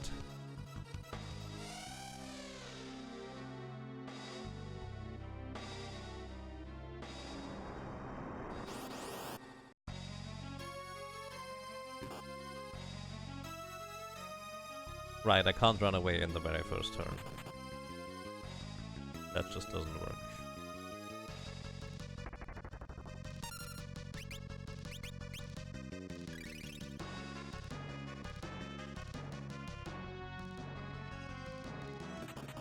Okay, we get to attack, that's nice.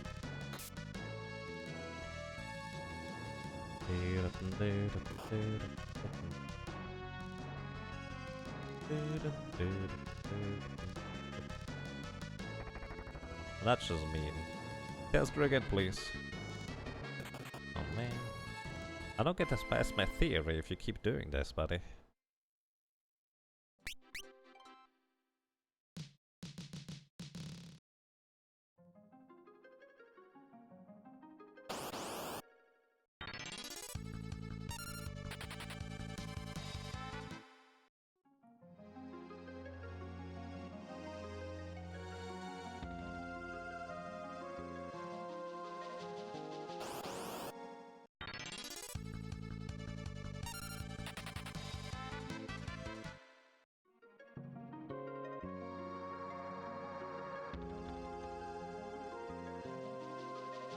It is just walking up here, looking at me expectantly, and then I walk away.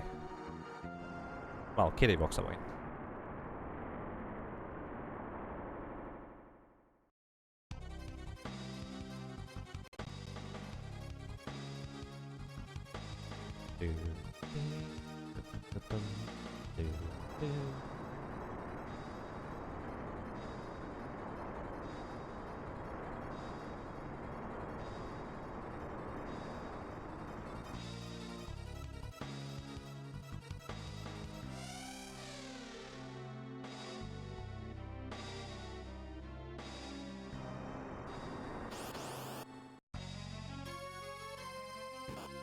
Cynical.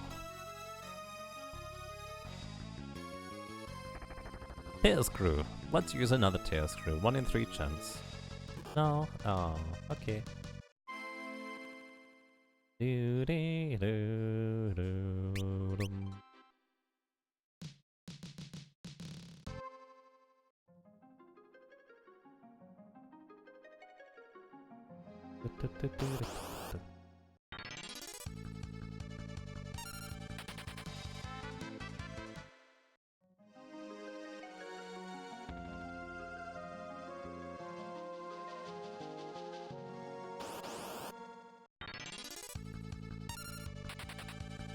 On the bright side, there is no enemy formation that can outright kill me on the way to the boss. Always look on the bright side of life. I mean, there is grindy encounters, kind of like XDeath at the end of World 2, where I guess there's not exactly a thing there either. Mostly a thing in for Neo XDeath. But even there, you don't get any encounters at all. So I'm not sure why I said that.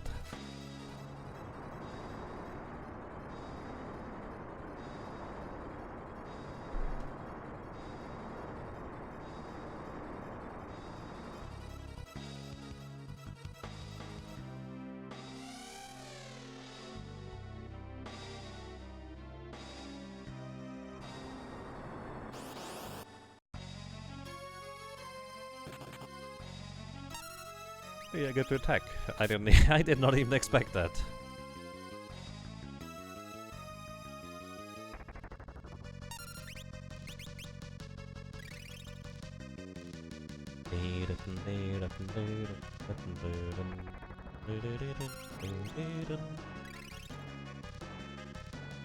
Hooray! Save the frogs. Frogs are friends, not food.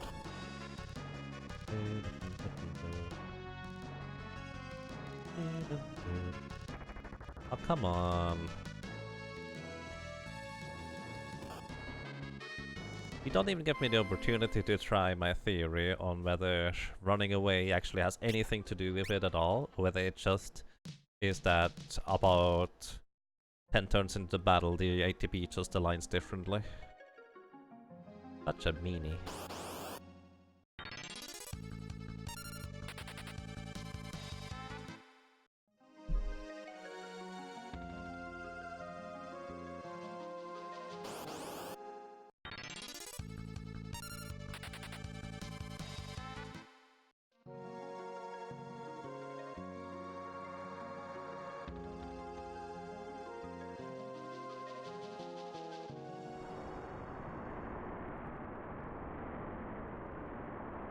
I'm impressed that you catch a board out of the air, or pluck it out of the air.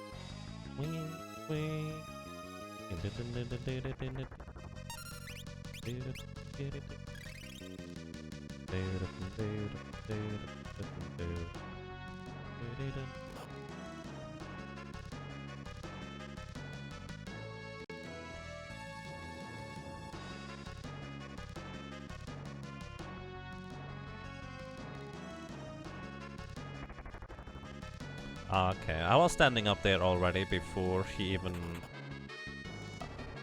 used the tail screw, so I don't think running away has anything to do with it at all.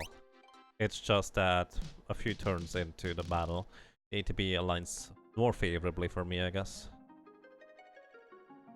Actually, I'm going to try and see...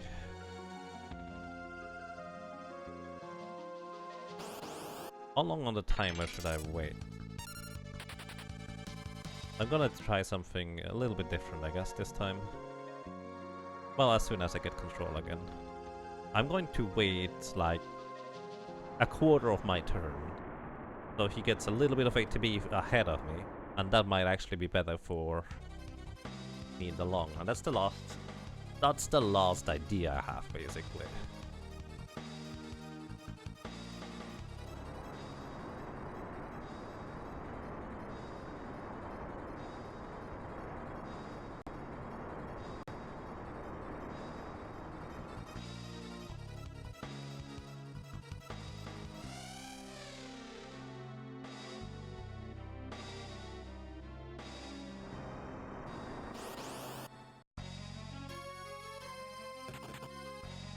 Okay, I'm going to unpause at 40 and wait for 45 before attacking.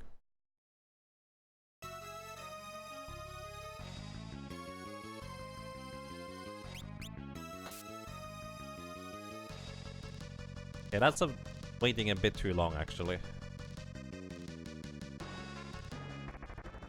I already stood up anyway, so no, unfortunately that does not matter either. I felt like that was a pretty good idea, but... Nope. Yeah, I guess we are going to level 25, because we did already have one successful attempt for 6 attacks. At level 25, we would have probably won by Swift 6. It's actually not guaranteed. Because the variance in damage swings could just be such that it would not work out.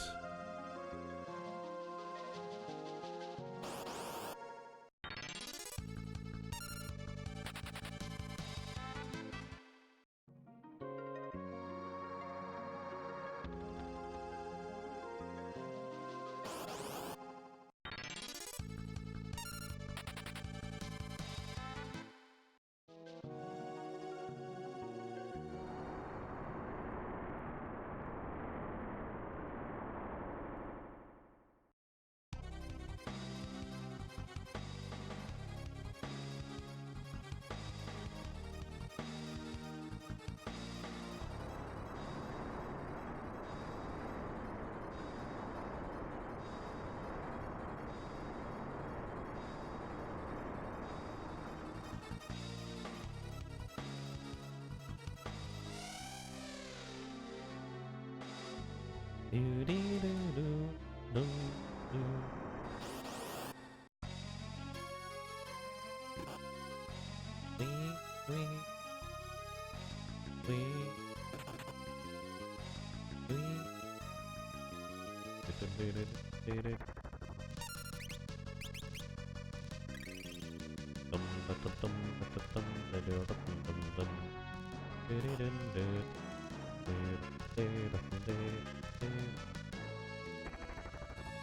need a second tail screw here, otherwise it's death. It's death instead.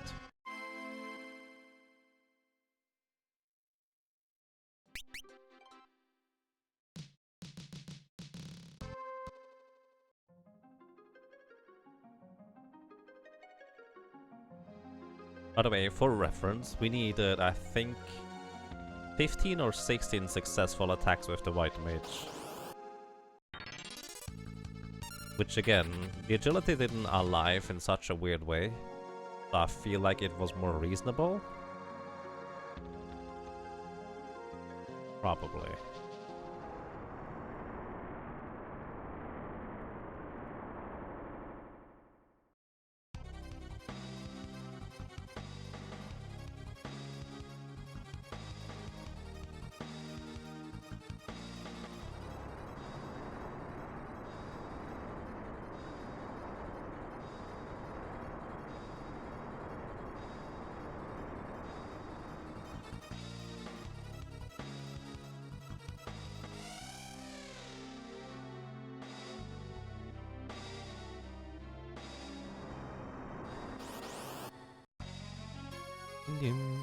Ooh, we actually get to attack, that's nice.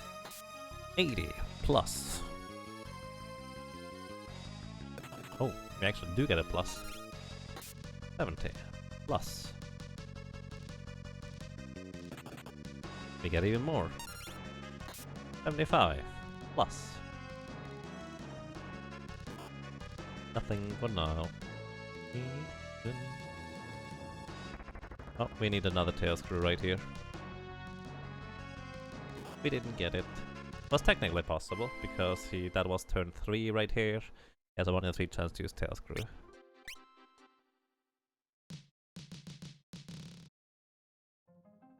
At this point, I think we would have made it more than halfway to level 25 if I went for level 25 already. I would guess, anyways. I don't know when we started attempts at Carl Boss. Either way, 2 more tries and then that's that for today, I guess.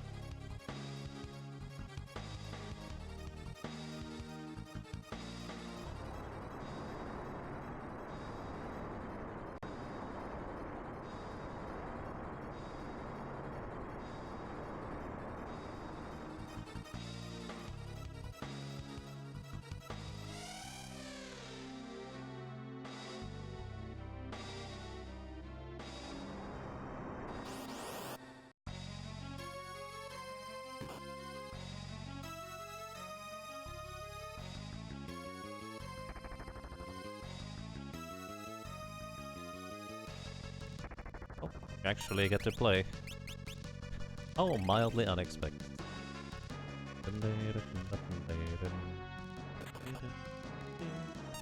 We even get to attack! Ah, that's nice.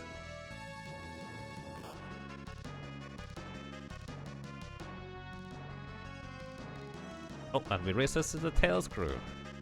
That's very lovely. Tentacle. Next turn is guaranteed tentacle or regular attack. Oh, never mind, I miscounted, so we're dead.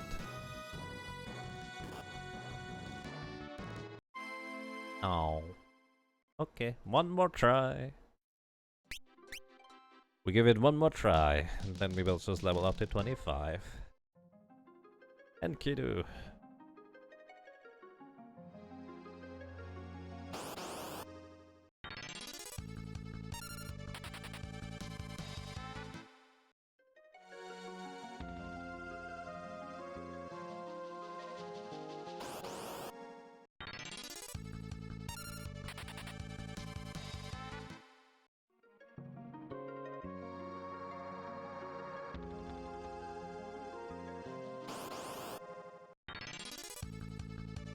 Attack from the back. Oh no.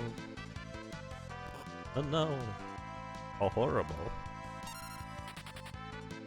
You know, it's only 14 HP that we're missing, but... Hey, we could kind of survive with 14 HP. Unlikely, but it can happen. What is that?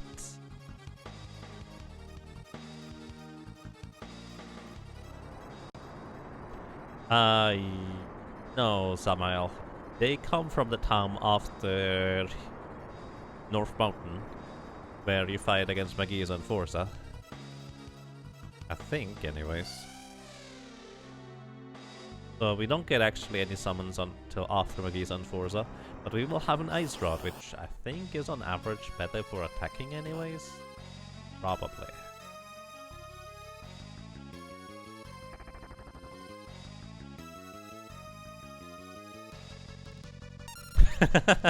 Resisted the second tail screw. How useless.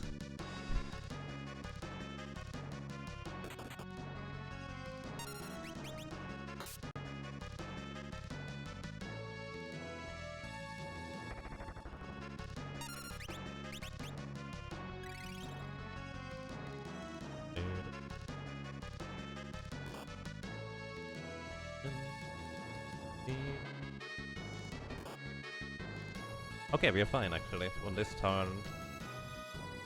Well, fine, cool.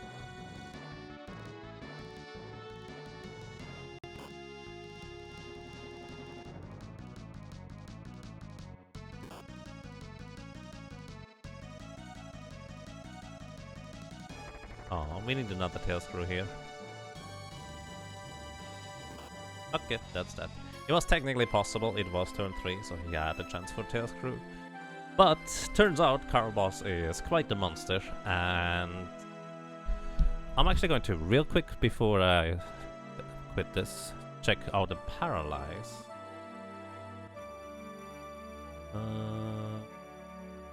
Physical attacks, paralyze, paralyze.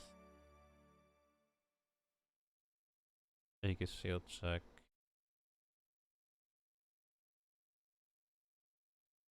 Paralyze.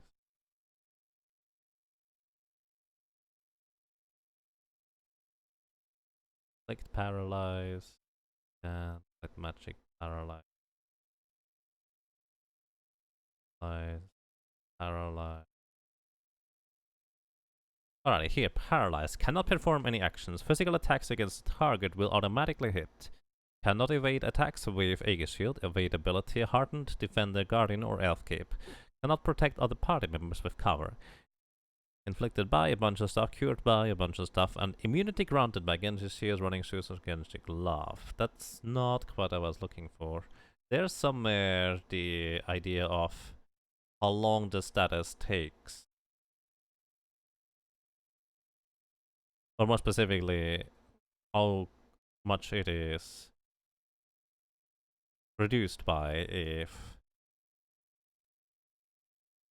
paralyzed does end up hitting. Where was it? I saw it at some point. I don't remember where it was. Sword slap. Corrected.